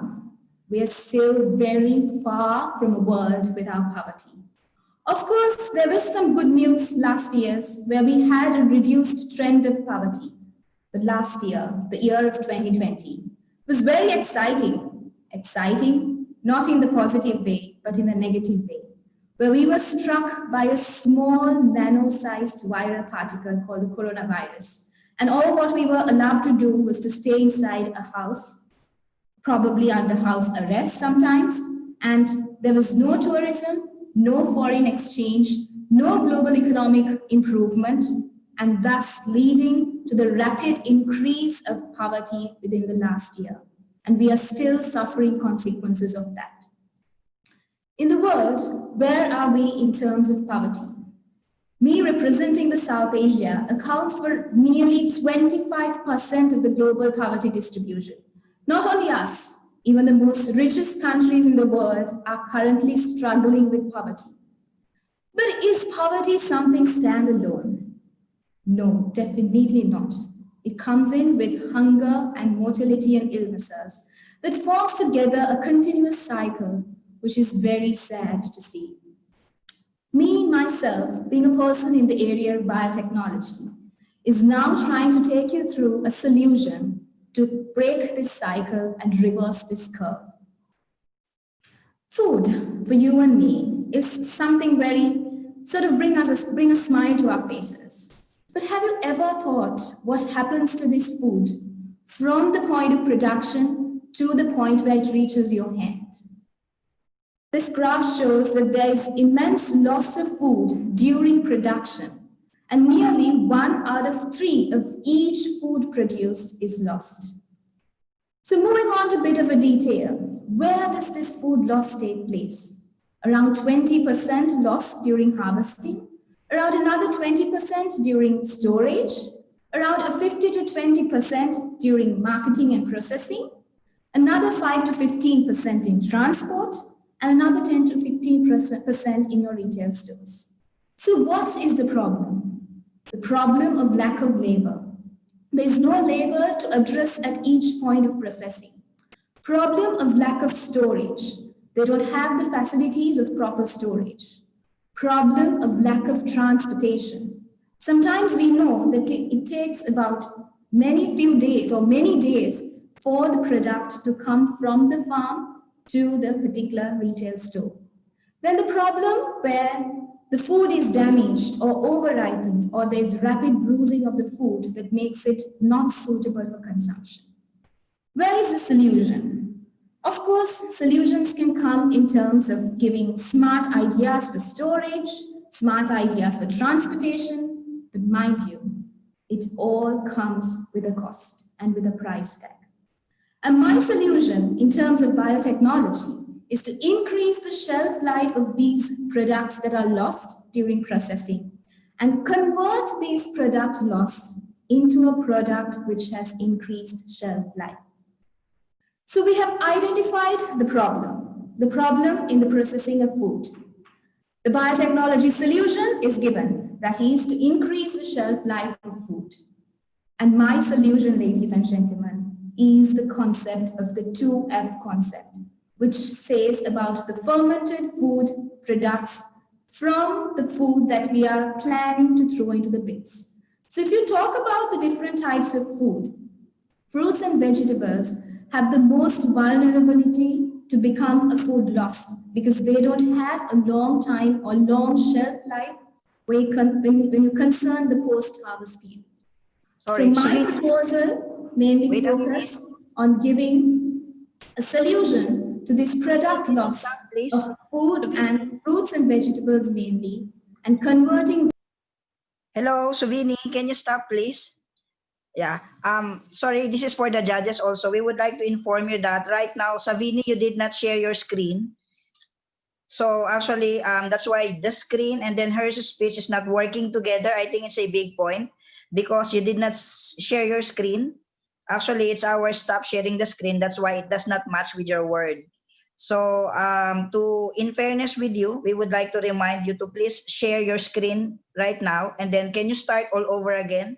So that we would like to ask our judges to please understand this one.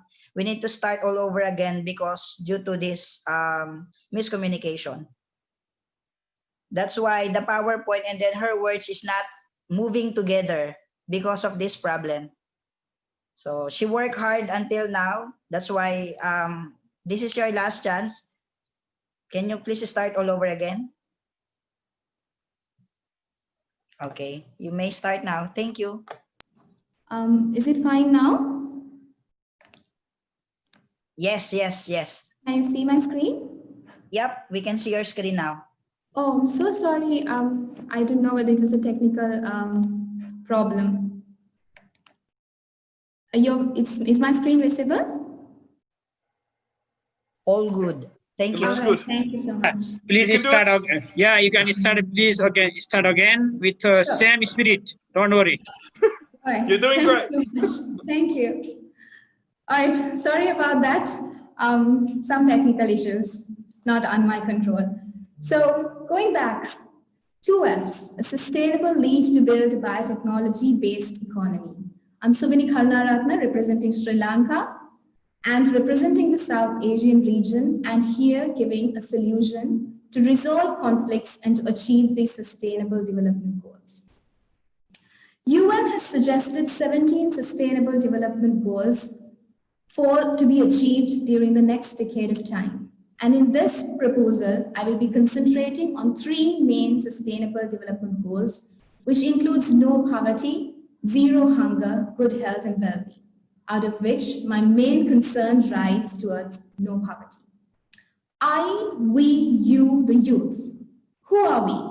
We are 1.2 billion young people, 16% of the global population, fighting day and night to achieve a positive change and become experimental and original and create a better world for the future generations. Directing to my topic, poverty, where are we? We are still far, far away from a world without poverty. Of course, we have seen some good signs the past year, but 2020 was a very interesting year, I would say. But is it positive? No, it's definitely a negative impact. Where we were stuck inside our houses, where there was no foreign exchange, no economic growth, no tourism taking place within the countries or in a global aspect. So the whole world was driven towards poverty that caused this rapid increase of poverty over the time. So moving on, I, representing the South Asian region, contributes to about 25% of global poverty distribution in the world. Not only us, even the very richest countries have undergone poverty, and that shows that poverty has really stuck us all in a very, very hard way. But is poverty something alone, a standalone concept? No, definitely not. With poverty comes in hunger, mortality, and illnesses. This is a continuous cycle, and a cycle which is very sad to look at because all of these are interrelated in their own ways. So me, myself, being a person in the field of biotechnology, is here right now to give you a solution based on a biotechnology approach to increase this or to decrease the curve of poverty and increase sustainability in the world. Food is a very interesting topic. It always brings us smiles in most of the cases. But have you ever thought where this food comes from? Or what happens to the food that is produced in your farm until it gets into your hands where you eat? If you see this graph, you will see that there's a very high production loss that is happening at the time of production and processing of this food. This is nearly equaling where 1 in 3 of each food produced goes wasted. And that's indeed very, very sad. Moving on to a bit of more statistics. Around 20% of food loss takes place at harvesting, around 20% during its storage, around 5 to 20% during the marketing and the market requirement process, during 5 to 15 during transportation, and about 10 to 15 at your retail store. So where is the problem? The problem of lack of labor in each point of processing. Problem of storage, lack of proper storage mechanisms for the storage of these produced food. Lack of transportation facilities. There are certain cases where it takes days and days for the transportation of the particular food from the processing point or from the harvesting point to the retail store. And of course, the problem where there is over-ripening and damaging of food taking place and causing an effect so that it makes the food no longer edible. This is very common with fruits and vegetables and cereals because they have a very short shelf life. So because of that, they cannot retain that quality and integrity of the food for a longer period of time. Where is the solution? Solution can come in terms of suggesting storage facilities, giving transport ideas, but mind you, it all comes with a price tag involved. So as a biotechnology person who is dedicated to biotechnology, I would like to suggest a solution in terms of increasing the shelf life of this food. Basically, you convert these products which are about to be dumped into a bin to a product which has increased shelf life.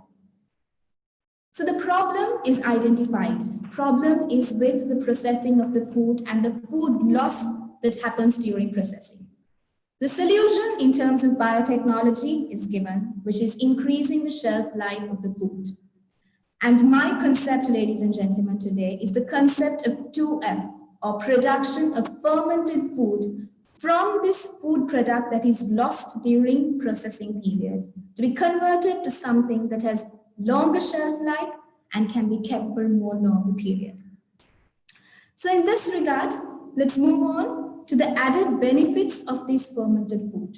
Not only this fermented food has the ability to increase shelf life, but also due to the process of producing this fermented food, which involves fermentative bacteria, we get some additional health benefits as well. And in that regard, these foods are more rich in probiotics. They have enzymatic activity, high nutrient availability that definitely goes into improved digestive health of individuals who are consuming this.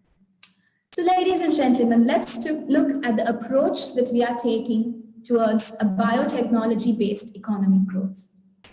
So the first phase of the project is to collect this overproduced harvest or the crop wastage or the product loss that happens at different points of processing and collect it at different points, including the farm, the transport, or during the retail process, which show a high vulnerability for food loss. That is, this type of product is almost ready to go into the bins. And what we do is we go in for a second phase where there is production of fermented foods that take place. So in this process, it can be technically done domestically, very simple, but in a biotechnology environment, we have made initiatives to really do this at a laboratory scale and have found very interesting outcomes where we have been able to produce fermented food within our laboratories. But youth, we are youth and we are allowed to dream big, to see this as an industry where farmers and youth together collectively start up this trend of producing fermented fruits and vegetables. And we as youth can become the trendsetters of this concept. So with a little bit of souping up, this product is ready for consumption. Not only does this save the product that is supposed to be going to the bins, but also additionally, these products can be kept for another 6 or 7 months more because they gain that added benefit of becoming preserved. So next comes the role of a marketeer or a branding person, where we can really market this product globally. And here you are, you end up as a successful entrepreneur and produce fermented food with the using of these overproduced crop or harvest, which is to be going into the bins. So the problem is identified, solution, fermented foods. The process is evident and feasible and sustainable. But where is the outcome? So as per the statistics, about 1.3 billion tons of food is lost every year due to processing or during the processing period. Just imagine if we convert this 1.3 billion tons of food lost per year into fermented food, and we give a minimum rate of $4 per kilogram, you and I together end up with a net worth of $4 trillion. That's magical, isn't it? And magical because it comes out from a process which is ancestral, just that it was dig deep down in the soils for a long period of time and nobody really thought of it. Our ancestors used to do this to preserve food. They didn't know of fermentation or fermentative bacteria or the biotechnology behind it.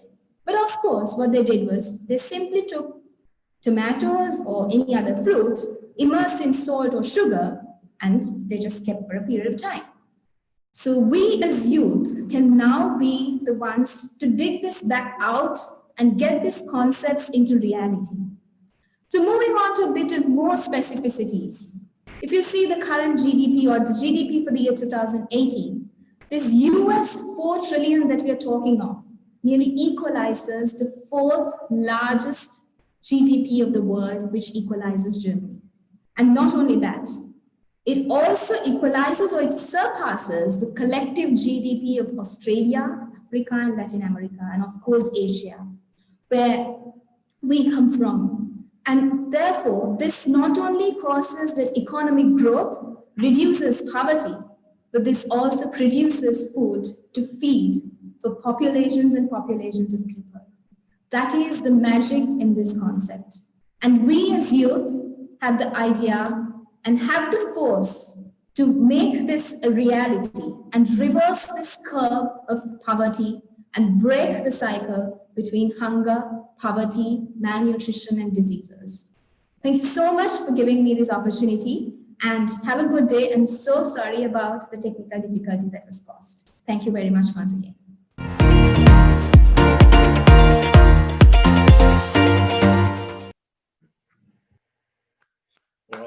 thank you so much, Suvini. That was really amazing. Yeah, I think we can learn a lot from that kind of attitude of recycling the parts of the food that we don't necessarily use, but are still good. As you say, our ancestors have a lot of wisdom that we could learn from. So thank you very much from that wonderful presentation. I would now like to continue, and we will welcome up our sixth participant. Also, just a reminder before we do, those of you in the live audience, please do turn on your cameras because we want to see your beautiful faces, and we would like to show everyone your amazing roar of support as you cheer for your preferred participant. Adieu. And our sixth and final participant will be Kenneth Yester Haim, who will be talking on empowering local communities, a project that changes lives. Kenneth is a board of directors of Oroquita City Agricultural Cooperative.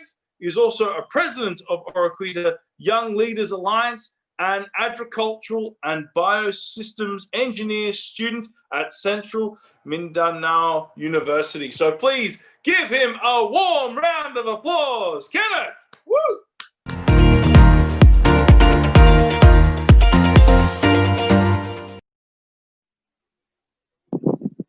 Hi, I'm Kenneth Jester Pelera Haim, 19 years of age, from the Philippines.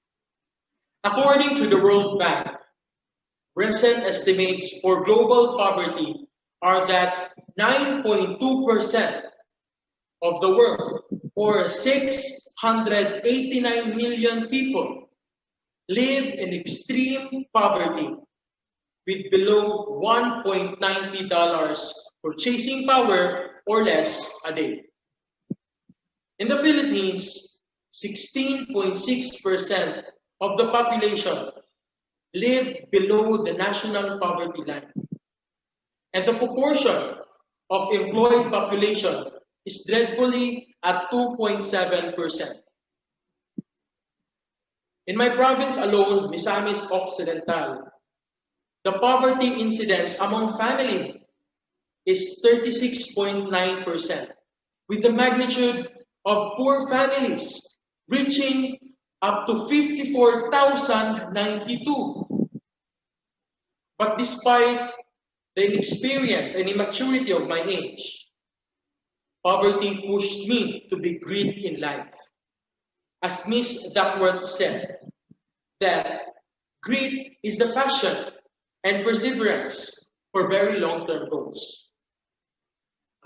Grit is having stamina. Grit is sticking with your future. Day in, day out. Not just for the weeks, not just for the months, but for years. And working really hard to make that future a reality. And that future is a world free from poverty. Imagine a land of 205,522 hectares, in which 76,811 hectares used in land farming. And the major crop of this farmland is coconut. In my city alone, a whopping 8,036 hectares of coconut farms have blessed Oroquitanos since time immemorial. It is unfortunate, however, that this vast resources has been sold for years as raw coconuts called copra and was not optimized into a premium value-added products. For years, economy benefited only the few rather than the many. That is why it is important to generate a self-reliant, sustainable cooperative that can thrive not only culturally, but also economically and ecologically. It was not an easy task. Me, together with 4 other individuals, needed to gather key persons who are willing to make this project a success. Having no capital nor income of whatsoever to start this ambitious endeavor. Our team of 5 managed to gather support to our local experts and authorities and started doing trainings and workshops to our local people. With the help of the local government unit of Misamis Occidental, LGU of Oroqueta City, Department of Science and Technology, Department of Trade and Industry, we have the Cooperative Development Authority, Ananda Marga Organization, YSP, and other civic organizations and individuals.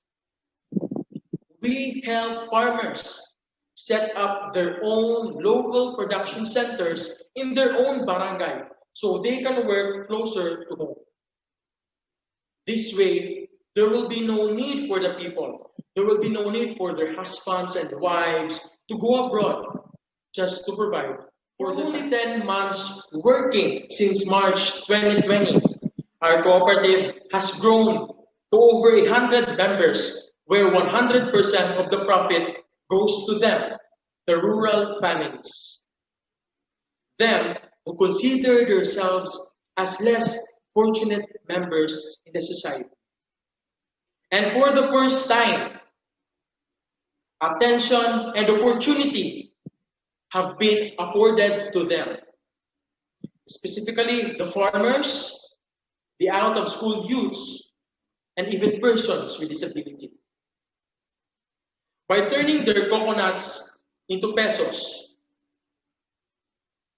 our cooperative provided quality employment with above average salaries to hundreds of people right here in our own barangay.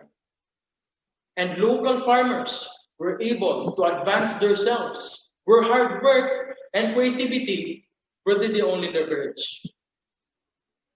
With high hopes, we envision to impact not only the lives of the people in the cooperative, but also the community that they are in as well. We believe that it will grow and that its growth will be significant enough to boost the economy of the well-being of the city. And if we can achieve this, we plan to see this practice reverberate to the different cities in the Philippines and will help to do so. By giving above average salaries to hundreds of people, then we can achieve the following goals: no poverty and zero hunger. And we make sure that all of the members in the cooperative are equal. Even persons with disability can work. And by providing quality employment, decent work, and expanding the services of the cooperative, then we can achieve decent work and economic growth. By expanding the services of the cooperative and making it a priority to make this cooperative sustainable and to make this community sustainable, then we can achieve sustainable cities and communities. In the Philippines, in the island of Mindanao, always haunted by war, for decades we no longer can. And poverty has always been the fuel of this seemingly unending rebellion. If by some means my efforts and my grit can bring light to this main culprit of our dark world, poverty, and peace can no longer be a distant dream. Development cannot thrive in an environment bereft of peace, order, and security. Communities cannot pursue meaningful social, political, economic, and even religious activities unless their lives and livelihood are secure.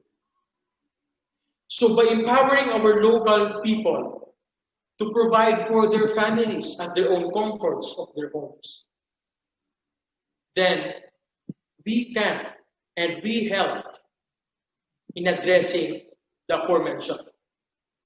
And with this, I am convinced that our project is changing lives.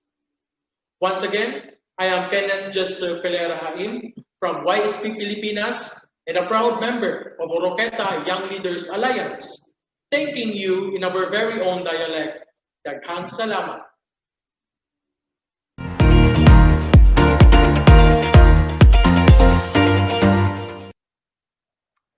Thank you very much, Kenneth. Let's give a big round of applause to him and to all our participants. Thank you so much. Yeah, I really like your vision, Kenneth. It's really amazing, really good. And that kind of pathway can really be a great way to bring people out of poverty. So thank you very much. It was very inspiring. And really thank you all. Thank you so much to our incredible participants. You all have really good visions. You all have really good hearts and spirits.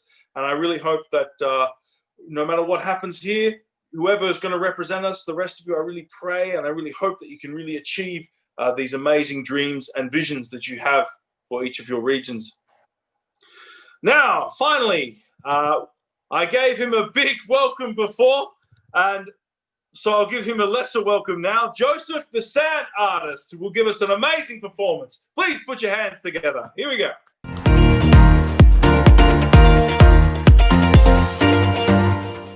Ang talentadong Pinoy ngayong gabi ay walang iba kundi si Joseph the Artist! Hirap man siya sa pagtakas sa pangungutya. Kahit anong applyan ko, physical agad ang tinitingnan. Pilay daw ako. Minsan hindi nila naiintindihan yung nararamdaman ng tao. Ito na lang ba talaga yung buhay ko? Sabi ko. Nang dahil sa kanyang talento, nagawa niyang buwagin ang bawat hamon. Wala pa akong hinangaan na isang katulad. Gusto ko lang makuha consolation. Bala ko lang na makapabili ng isang kawang bigas. Hindi ko akalain na aabot ako sa ganito. Sa darating na Battle of the Champions. Kung mayroong nakakagawa nito sa ibang bansa, bakit dito sa Pilipinas, hindi natin makakaya yun. Nasa kamay na ba ng talentadong sand artist ang tagumpay na minimithi? Talagang saludo ako sa iyo. Talentadong Pinoy, Battle of the Champions 20... For 2011, our ultimate talentado is none other than... Congratulations! Joseph the Artist!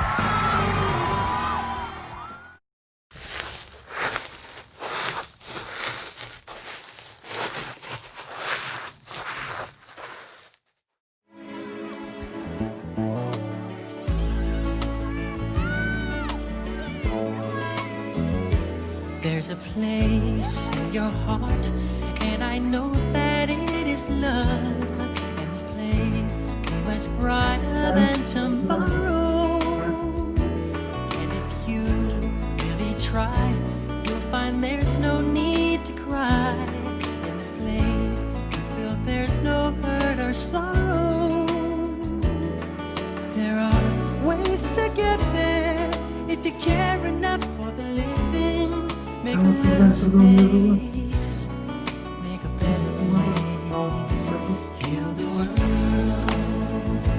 make it a better place for you and for me and the entire human race. There are people dying.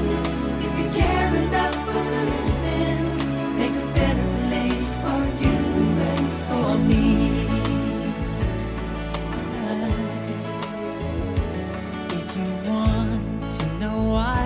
There's a love that cannot lie. Love is strong, it only cares for joyful giving. If we try, we shall see. In this bliss we cannot feel. There are dreams, we stop existing and start living. Then it feels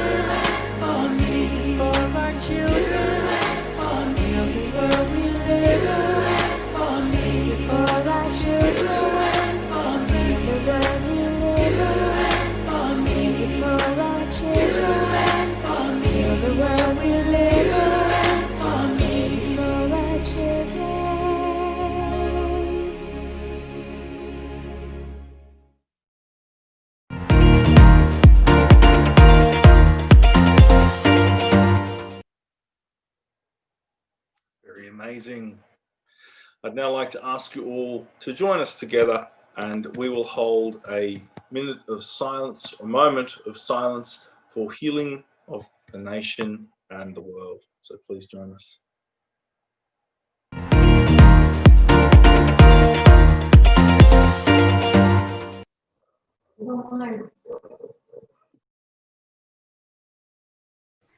Thank you so much, Vice President Daniel Meadows, the MC for today's program. Ladies and gentlemen, brothers and sisters, as we witness the series of unfortunate events that are taking place in the world today, the global pandemic COVID-19, different catastrophes that are taking place in the world, earthquake, cyclones, typhoons, IAYSP Asia Pacific would like to call each and every one of you to join us in a moment of silence and pray and meditate for the victims of typhoon, for the victims of earthquake, and those who died due to COVID-19. Let us have our moment of silence and pray and meditate for the healing of the world and the healing of all our nations. Let us meditate.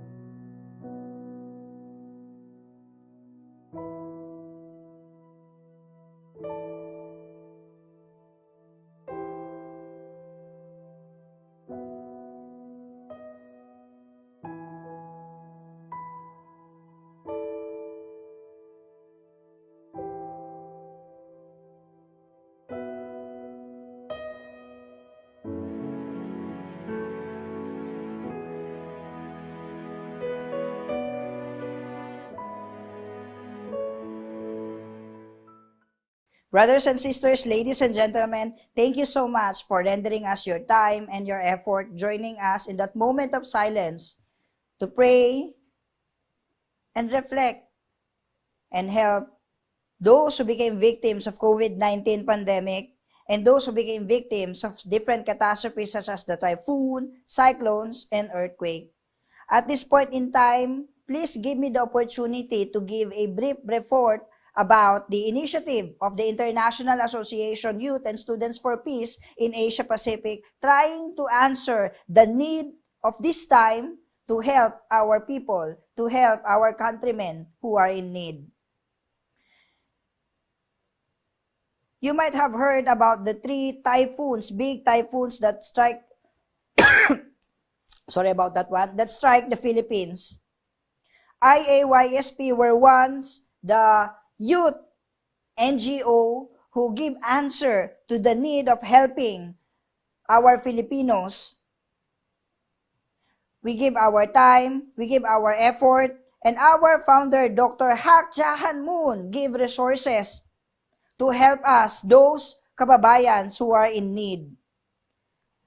Our volunteers need to cross river. We need to ride a boat. We need to walk an hour so that we can get to these places, because we know that in these places, there are many people who became victims of typhoon. We provide not just the relief goods, not just the food, but we provide galvanized roof sheet, and also we provide gas range so that we can help these people who are in need. Thanks to the generosity of the IAYSP and our sponsors, so that it will be possible to help people who were crying because of this typhoon. Not just this one, even the big cyclone that visited Fiji, our IAYSP staff and volunteers were the ones, the first NGOs, one of the first NGO who helped our countrymen, the Fiji, who became victims of cyclones. These are just some of the initiatives that IAYSP is doing to give answer, to help the need in our world today. Ladies and gentlemen, the International Association of Youth and Students for Peace is specialized in educating our young people and provide service to the need of this society. Let me share to you one positive result of conducting this synergy. Before the synergy, we are conducting peace designers training. We are helping young people, teaching young people, guiding them how to design peace through designing peace projects. We are guiding them through a program we call Peace Designers Training. And then those who were designed peace, we are offering them the synergy, student ideas energy. This will help young people to give a platform so that they can show to the world, they can show to the people the peace that they design. The peace project that is their solution to a social problem. As we have all known in the world today, we have ozone layer, we have climate change, a serious climate change problem. One of the positive model case that the synergy and peace designings bring to life is this Japanese young man.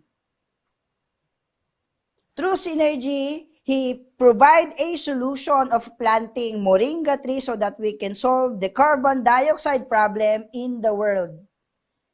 Since then, he launched his peace project. He is planting, pioneering, leading in planting moringa tree in different places, in different countries around the world. One of the good places in Indonesia. When you look in this photo, 2008, this is how this forest looked like.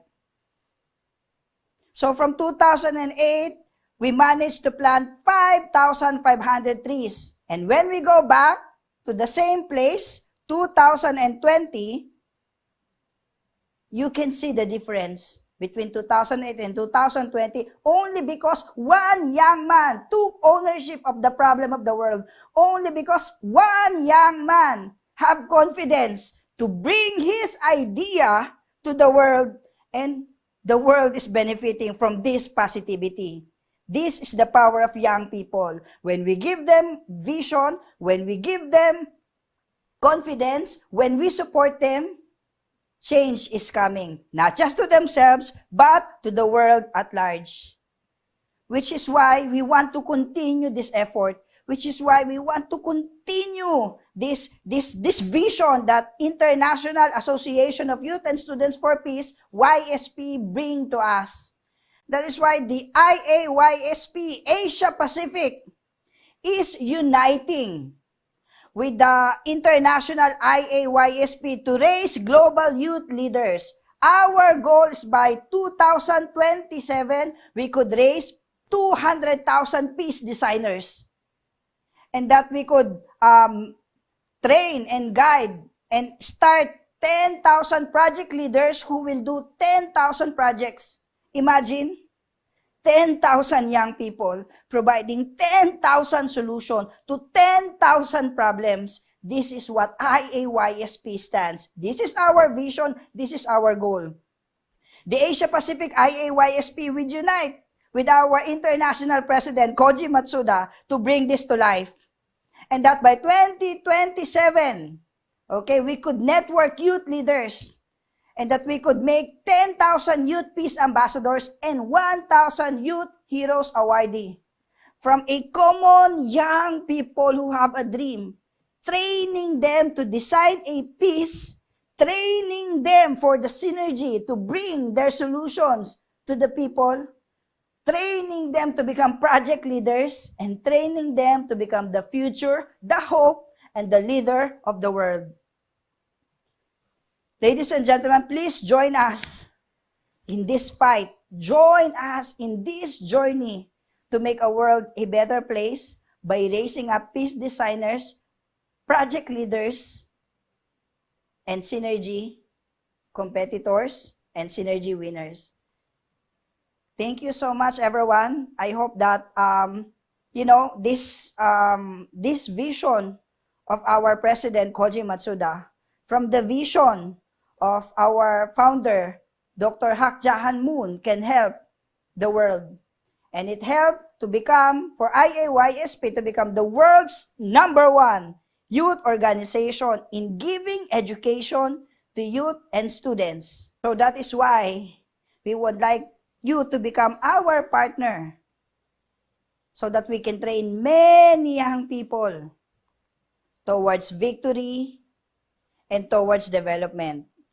Ladies and gentlemen, we are the International Association of Youth and Students for Peace. And as they say, YSP is the name, training the youth, educating the youth in service and positivity is our game. YSP, together with you, let's bring victory and development to the world and to each and every one of the youth, not just in Asia Pacific, but in the world. Thank you so much. And once again, good afternoon.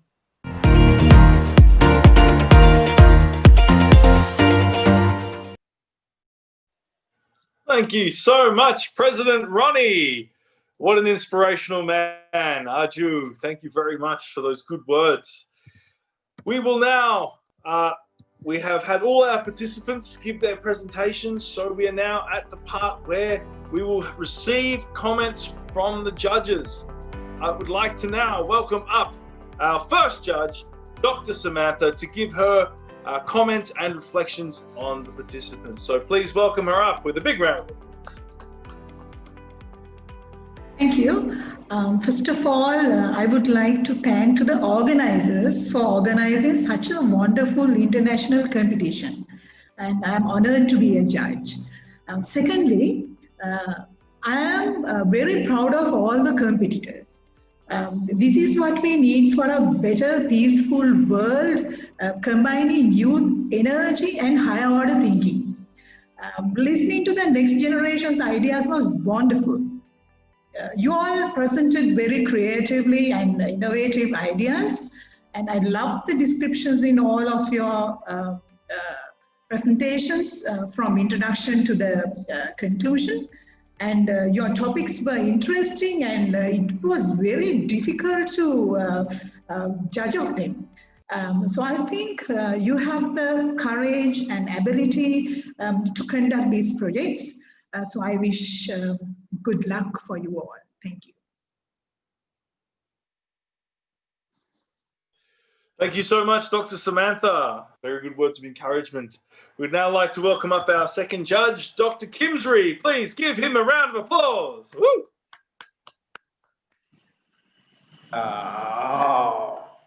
Amazing, amazing. Thank you very much. First of all, I would like to say thank you to President Danklis, President Horish, President Koji Masudas, and all judges across the Asia Pacific, and thank to all participants, outstandings.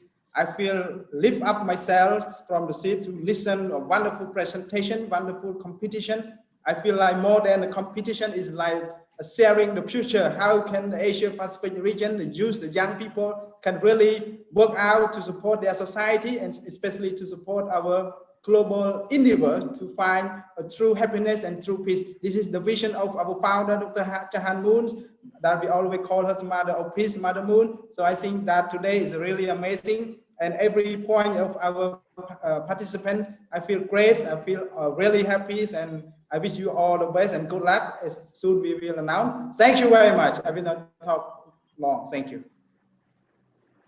Thank you very much, Dr. Kimsri, for those encouraging words. I would now like to welcome President Martin to give his comments and reflection. Thank you.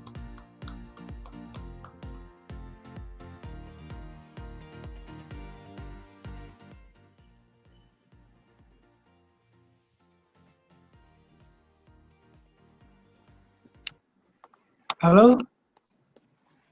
You guys hear me? We can hear you. Oh, sorry. I don't know how to say that every presentation is good for me. It's all the presentation is the main problem for the martial land today. But I'm looking forward to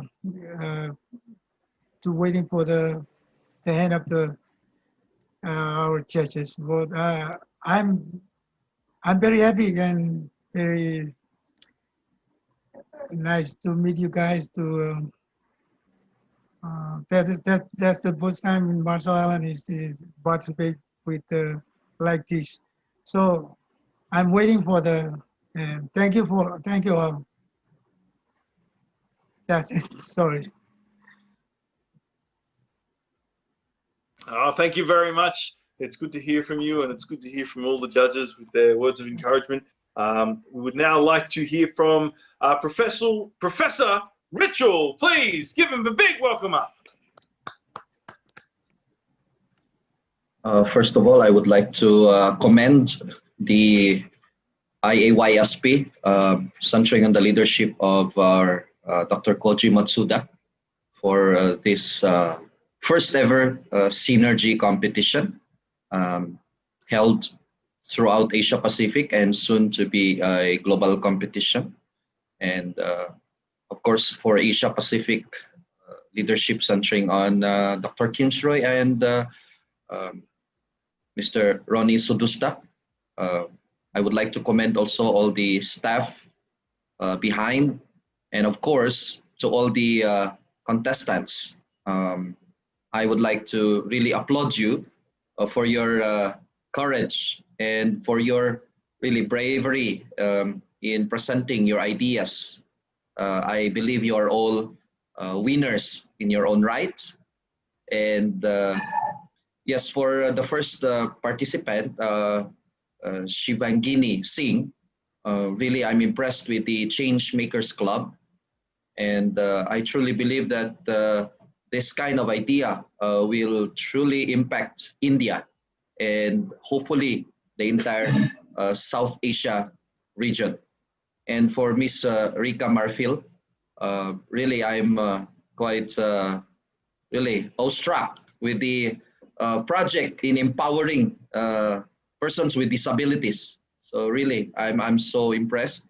Thank you for your presentation. I'm quite teary-eyed while listening to your presentation. And for Bolu Salineta, yes, mental health issue is really a really important problem to tackle. And thank you for really bringing this out. And I hope that your project will be also gain or will be able to gain traction or support from the ground and from the government. And yes, for our fourth participant, Theonila Rokamat Bob, yeah, I'm really disheartened to hear about the conflict that has affected your area. And I really believe that through education and awareness, I really believe with your project that people will be enlightened and will be, kind of saved from this conflict, because I believe education is the most powerful tool, as late President Nelson Mandela said in South Africa, education is the most powerful tool. So I believe that in your area, I really want to commend your effort, and please continue what you're doing. And I hope that soon a sustainable peace will be established in your area. And of course, for Sivini Karuna Ratne, food biotechnology, yes, food, poverty, and of course, food hunger, world hunger must be resolved. So I believe, I'm quite impressed with your solution in order to solve, the food waste. So yes, fermentation is very important, to preserve, food and be able to provide be able to provide, greater resources and prevent, food shortages.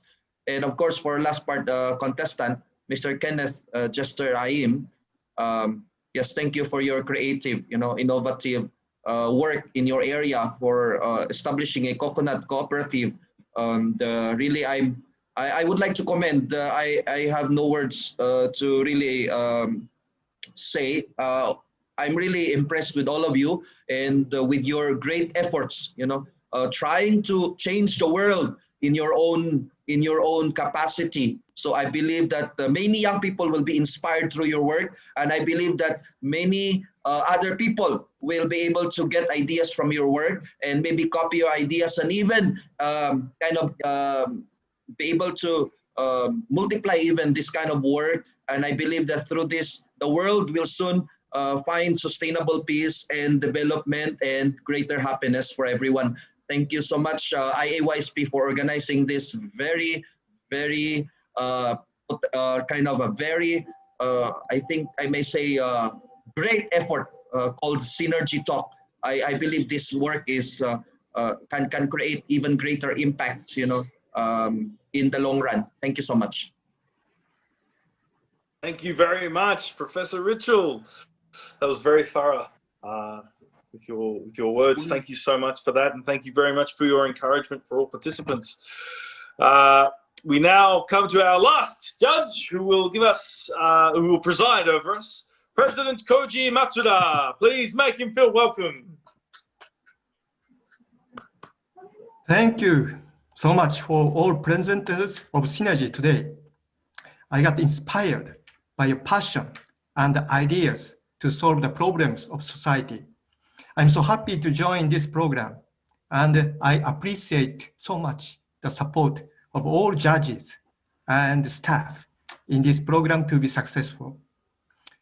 I think for the presenters were not easy to arrange a speech and PowerPoint for today, but it turns into a meaningful opportunity to develop your projects and presentation skill by challenging. I appreciate your effort. I want to suggest 3 points to continue and develop your project. First is a passion. All of you have a passion, I felt.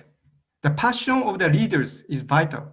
If leaders have the dedication and passion to solve problems through projects, you can get more supporters and volunteers who will help.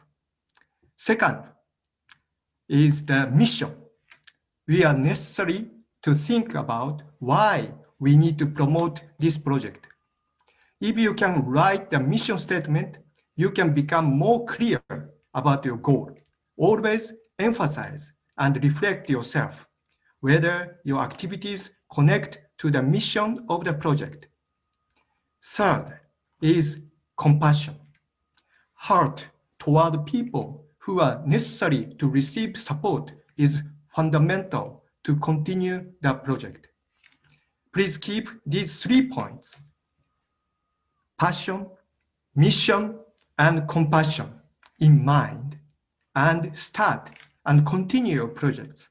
Then it will develop and people will help you. We will invite the first winner to participate in the World Synergy Program in February. And those who will not become winners of the contest can become good leaders if you start and continue your projects, and you will show hope to many people in the community. I hope you can become the lights of your community and nation. Thank you again for your presentation and work today.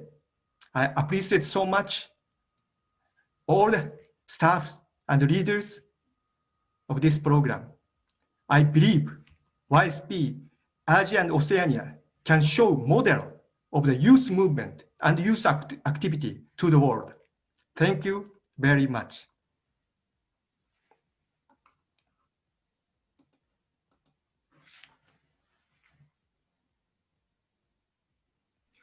Unmute. There we go. Thank you so much, President Koji Matsuda, for those fine words. And thank you very much, all the judges, for your deliberating. So we will now go to, I would like to introduce our incredible, we've already heard him speak. The incredible, the lovely President Ronnie. I will just give a brief introduction for him before he announces the winner of our Synergy competition. President Ronnie Sudasta, he is a graduate of the Bachelor of Philosophy from Magna Cum Laude at the International Peace Leadership College in Tanay, Rizal in the Philippines. He graduated with a Master's in Theology at Chongchim Graduate School of Theology in South Korea, and in the same country, he completed the International Leadership course of Universal Peace Academy. He gave speeches and conducted youth leadership workshops and seminars in many different countries. And currently, he is very active in the field of youth and leadership. He is now the Regional President of IAYSP Asia Pacific and the Director of HJ Youth Leadership Training International. So please give a very big and warm welcome to President Ronnie Sudasta. Woo!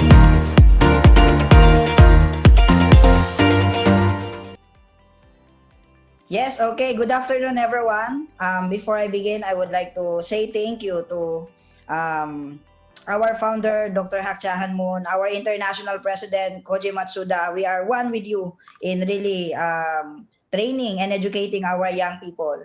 Our president, Masaichi Hori, who is here with us today, thank you so much for gracing our program, our event with your presence. Same with President Dunkley, that one. Our judges, Dr. Samantha, Professor Richel Halipa, President Koji Matsuda, and also Dr. Kim Sroy, and also Mr. Martin. Are you here, Mr. Martin? Mr. Martin, hello. Okay. Anyway, we would like to reach out to you. Our staff is communicating to you right now to receive the score sheet. Yeah, we are waiting for that one so that we can announce the winner. If you can hear this one, they are communicating to you through the chat box in this Zoom. Yeah, and then some in Facebook as well. That one. Okay, so moving forward. It's really a passion. It's really our passion to really bring out the best in all of our young people. You know, when these young people could really speak with their hearts and presenting a solution to a problem. I would like to share, because I did not share a while ago, the photos of what we did, what IAYSP did in Fiji. You know, December 2020, a huge cyclone came to Fiji. We called Cyclone Yasa. And then many young people, especially young people, they lost all their school supplies. And we know in IAYSP that education for young people is a very big tool, a very, very powerful tool, so that these young people can live with dreams. So our team there, under the leadership of our President Valami, Vice President Valami Burao, the Vice President of IAYSP Oceania, together with all the volunteers, members, and even non-members of IAYSP, regardless they are from IAYSP or not, we join with them to really give these stationaries, give these bags, and all these supplies so that we can help our young people continue their education despite the big Cyclone Yasa that really visited Fiji last month, December. According to our founder, love awakens hope and courage in the most hopeless of circumstances. It was in this time that we need young people who have passion, young people who have love for their fellow countrymen to really go out there and really reach out to these people, live for the sake of these people, live for the sake of others. Thank you so much. And actually right now, we are still waiting for our scores to be tabulated. Yeah, I'm really hoping that everyone is really nervous. Okay, I would like to ask our technical if you can spotlight our 6 participants, our 6 competitors in today's event.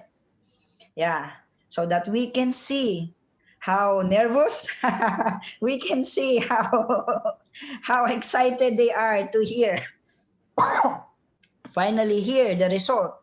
Are you ready? I believe you are all ready. So Should I make a drum roll for you, Ronnie? okay, while we are waiting, can I ask, Teonila, do you want to share your reflection? How do you feel about today's event?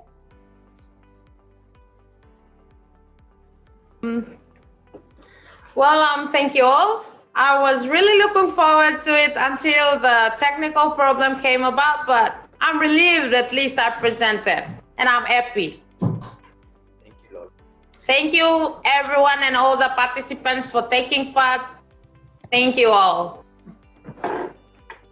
Thank you, Teonila. What about from South Asia, Suvini? Okay, it's not, it's not an easy situation a while ago. Everyone was so nervous. All the staff was so nervous. And thank you so much for giving me the opportunity to present all over again. And yeah, it was really good competing with all of you, and it was amazing to have competed among such great youths all across the world, or in South Asia and Asia Pacific.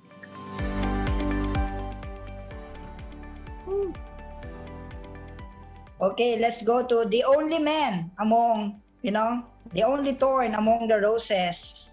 Okay. Kenneth, do you want to share your takeaway? Yes, I'm very nervous and very thankful also, and I'm so amazed also to the different ideas and projects, and also to the diverse efforts released by the different participants. So thank you all, and I hope that we enjoy. Okay.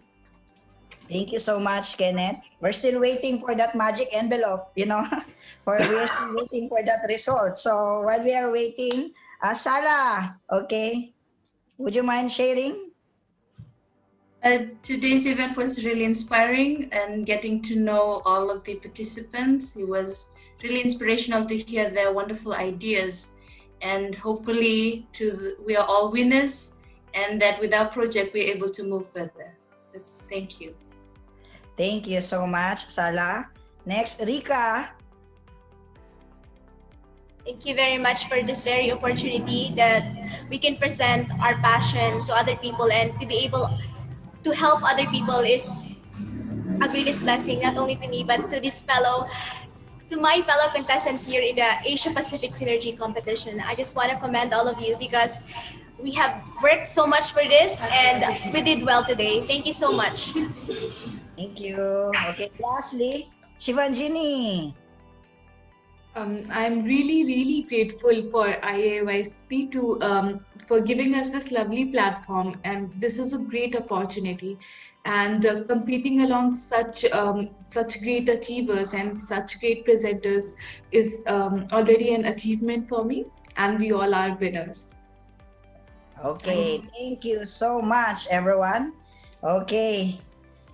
And now, the much-awaited part of the program is the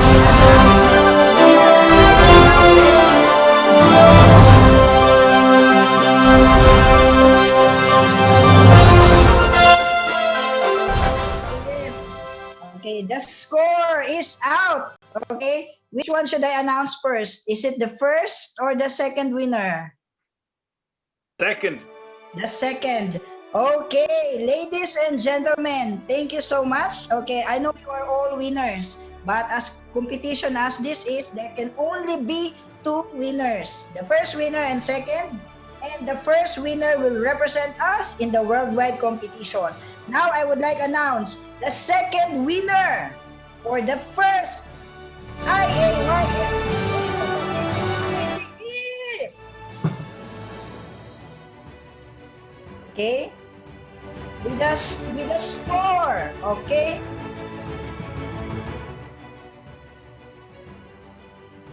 He is from the Philippines, representing Southeast Asia. Our second winner is Mr.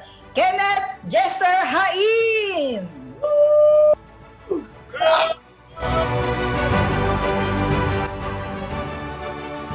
Thank you so much, Kenneth.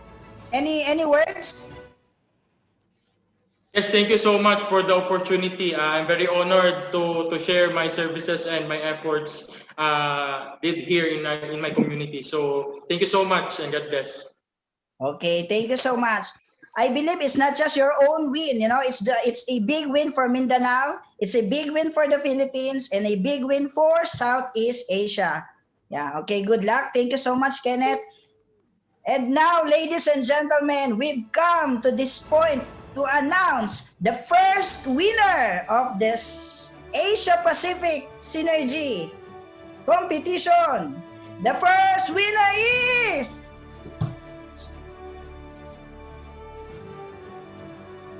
Can I have my music, please? The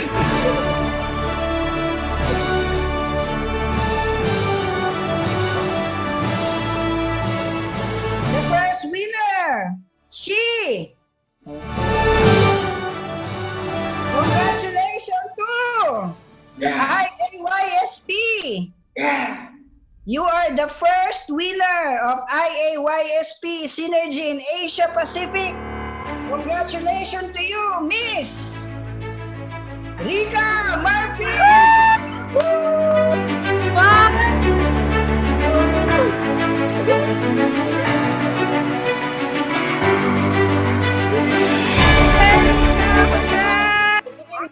Getting any words? Wow. Rika, I know. Can you give us any words? Unmute. Rika, we cannot hear your voice. Thank you so much. Thank you very much for this opportunity. As I go on with this competition, I really didn't expect for things to happen, and being awarded as the first place in the Asia Pacific Synergy competition is not only a big opportunity for me, but for also to our fellow children with special needs, starting with my community. Thank you so much, International Association of Youth and Students for Peace, and of course IAYSP Pilipinas, and for all of you watching with us today, for giving me hope and for giving hope to the different races here and in the world. Thank you so much. Okay, back to you, Daniel. Thank you so much, President Monster, and congratulations to the wonderful and Kenneth. Thank you so much. Thank you so much for your incredible work, your incredible investment, and again, I reiterate, please do continue with your dream, continue with your... Listen to this music, it's amazing!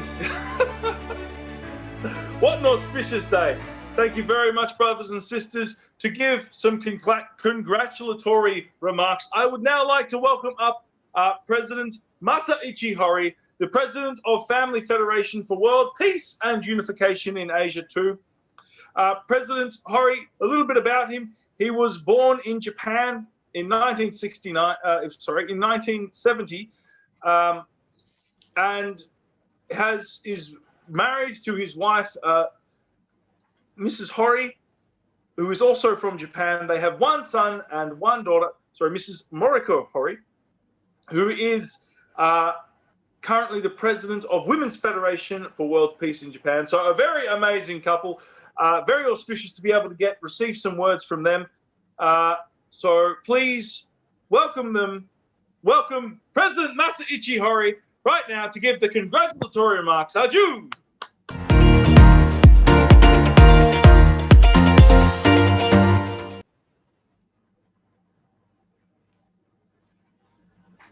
Hello, everyone.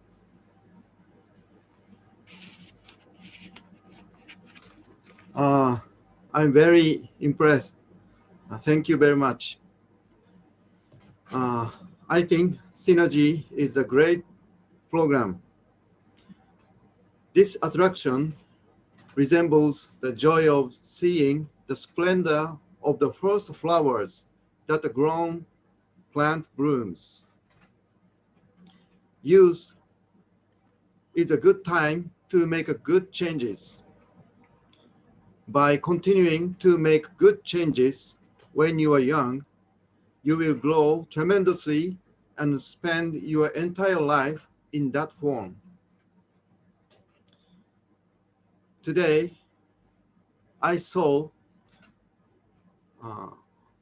all participants also saw love and belief dwell in the eyes of the talking speakers. And because of their love, they are shining. It brings hope to many people. I pray that these shining will never be lost in their lives of those wonderful young people. I think all of judges had same impressions as I did. By the way, I couldn't help asking in my mind, there are many wonderful and talented women, but where is the guy? But I finally found one. Kenneth, you did it. Congratulations. And also, Kenneth, he seems to have the brightness needed to overcome the difficulties. And also, congratulations, Ms. Mika Marfield. She proposed the campaign of hope for real life social issues. I felt passion and seriousness. I feel that I have witnessed the birth of an ideal social activist and future politician. And I thank for all participants, and also thanks to Daniel Meadows for MC. Thank you to you. The whole thing was filled with excitement because of you. Thank you to IAYSP Chairman Ronnie Sodusta and all the staff. I believe that your efforts will create a peaceful and happy world for tomorrow. Thank you very much.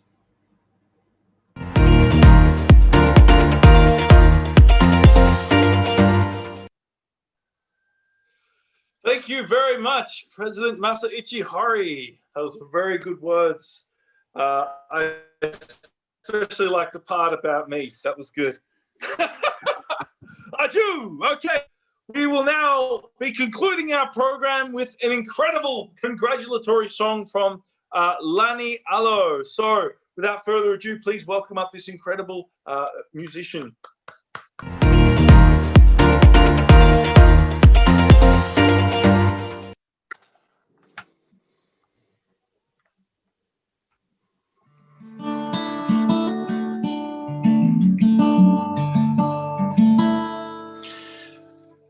Good evening, ladies and gentlemen. Kia ora, tēnā koutou katoa, talofa lava, malo lava, so for maua malelangi e mama. My name is Lesa Lani Alo, and it is an honor for me to be sharing with you all this evening. A big congratulations to the winners of the Synergy competition, and I look forward to seeing where your projects move as they progress into the future.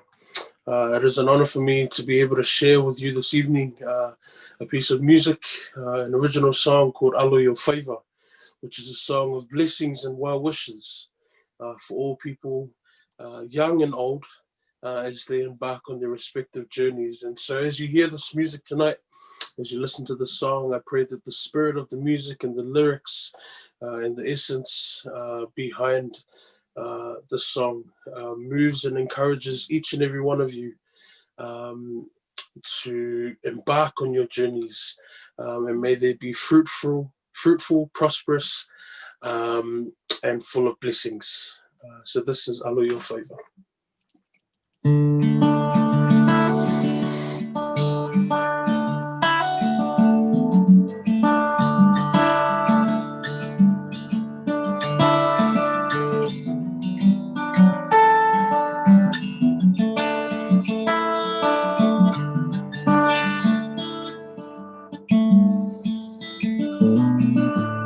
Alo your Vai vai amanu Wia Aue te loto vai vai Pea o mai fai ngata Lua te fatasi Male atua Iso se ala E te uia Loa tali ia e whalongo mai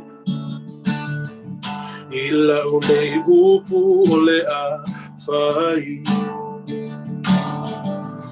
Ia e nofo sauni Aua te solo muli Ila u whai unga ua whai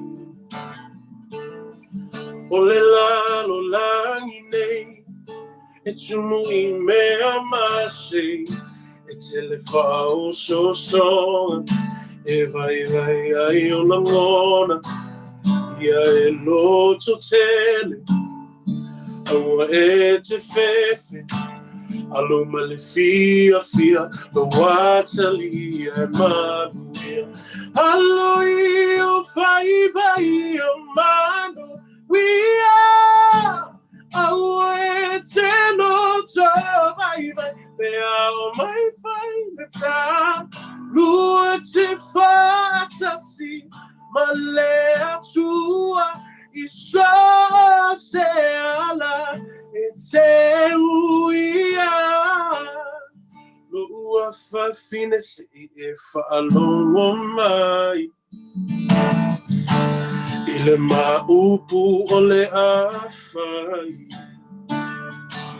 E I manatu mama Ilo I matalo tina Ao e folau I le vasa loloa E whainga tā Oi e malua I le ainga nei Loa whawhine si alofa whailelei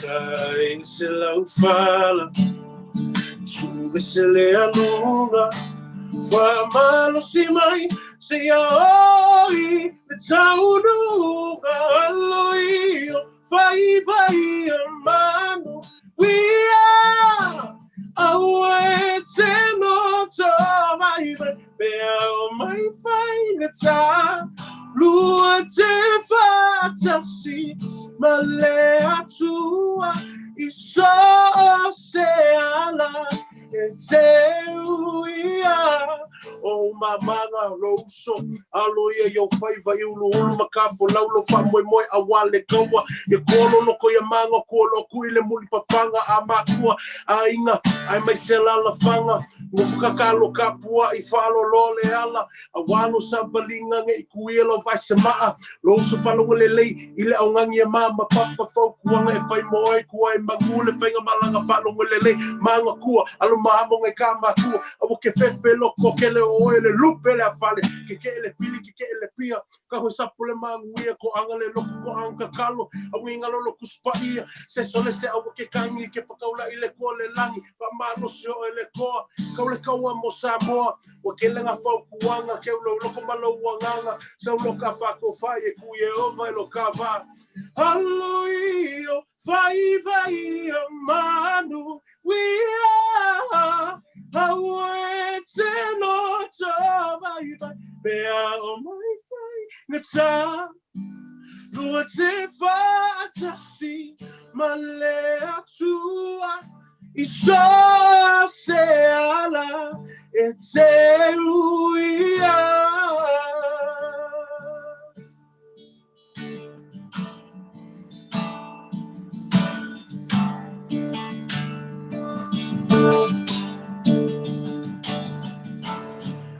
Lua te fatasi Male atua Aloia faiva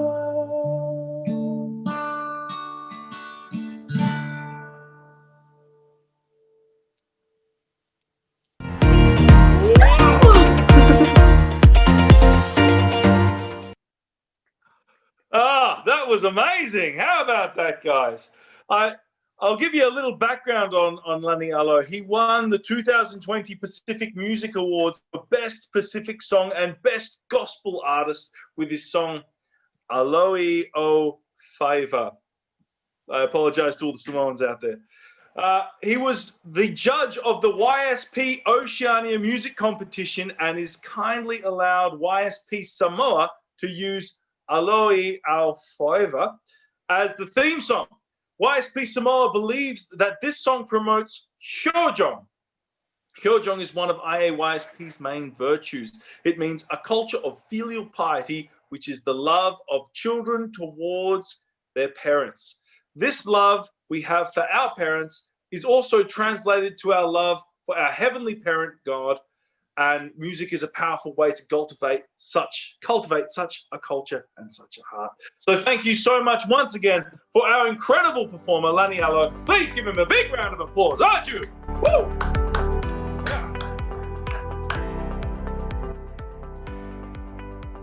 We're now at the conclusion of our first IAYSP Asia Pacific Food promotion. Please do not leave yet. We are going to have a group photo, but thank you very much for all those involved. Thank you to the judges. Thank you for our tech team. Thank you for the participants, and thank you for the live audience, and for all those who have really contributed so much to make this possible. Thank you all very much.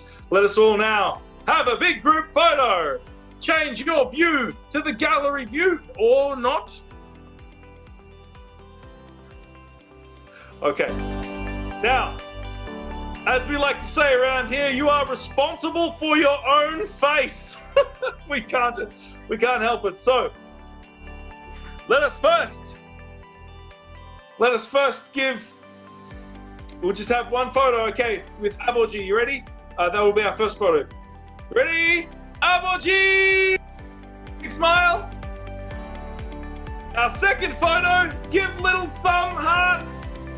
Omoni! And now, give a love heart with your hands like this. Sarangeyo! And now, victory! All right, thank you very much, everyone. You're incredible. You've done so. Oh, well, synergy. Yeah, don't let me forget. Okay, I forgot. All right, no worries. Thank you very much, everyone. God bless you. And, from all the team of IAYSP Asia Pacific, thank you very much. Oh, and there are announcements that I will hand over to our wonderful president, Ronnie Sylvester. Yes, okay. What a grateful event there is. Congratulations to all the participants. You are all winners. The fact that you win the national competition and the sub-regional competition, making it to Asia Pacific, you are all winners for all of us. But we would like to take this time to please, Francis, can you share it? I would like to invite everyone. We will have the Rally of Hope in the Philippines this February 6, 2021. Okay, we are inviting all of you to join us in this virtual Rally of Hope in the Philippines. We are gathering 1 million people to pray for the healing of the nation and the world. Not just Filipinos, okay, those who have the heart for the healing of our world. We are encouraging you to join us and register for this Rally of Hope in the Philippines, February 6, 2021, 2 p.m. Manila Standard Time. See you all there. Thank you, and let's continue making this world a better place through our concerted efforts. Thank you so much.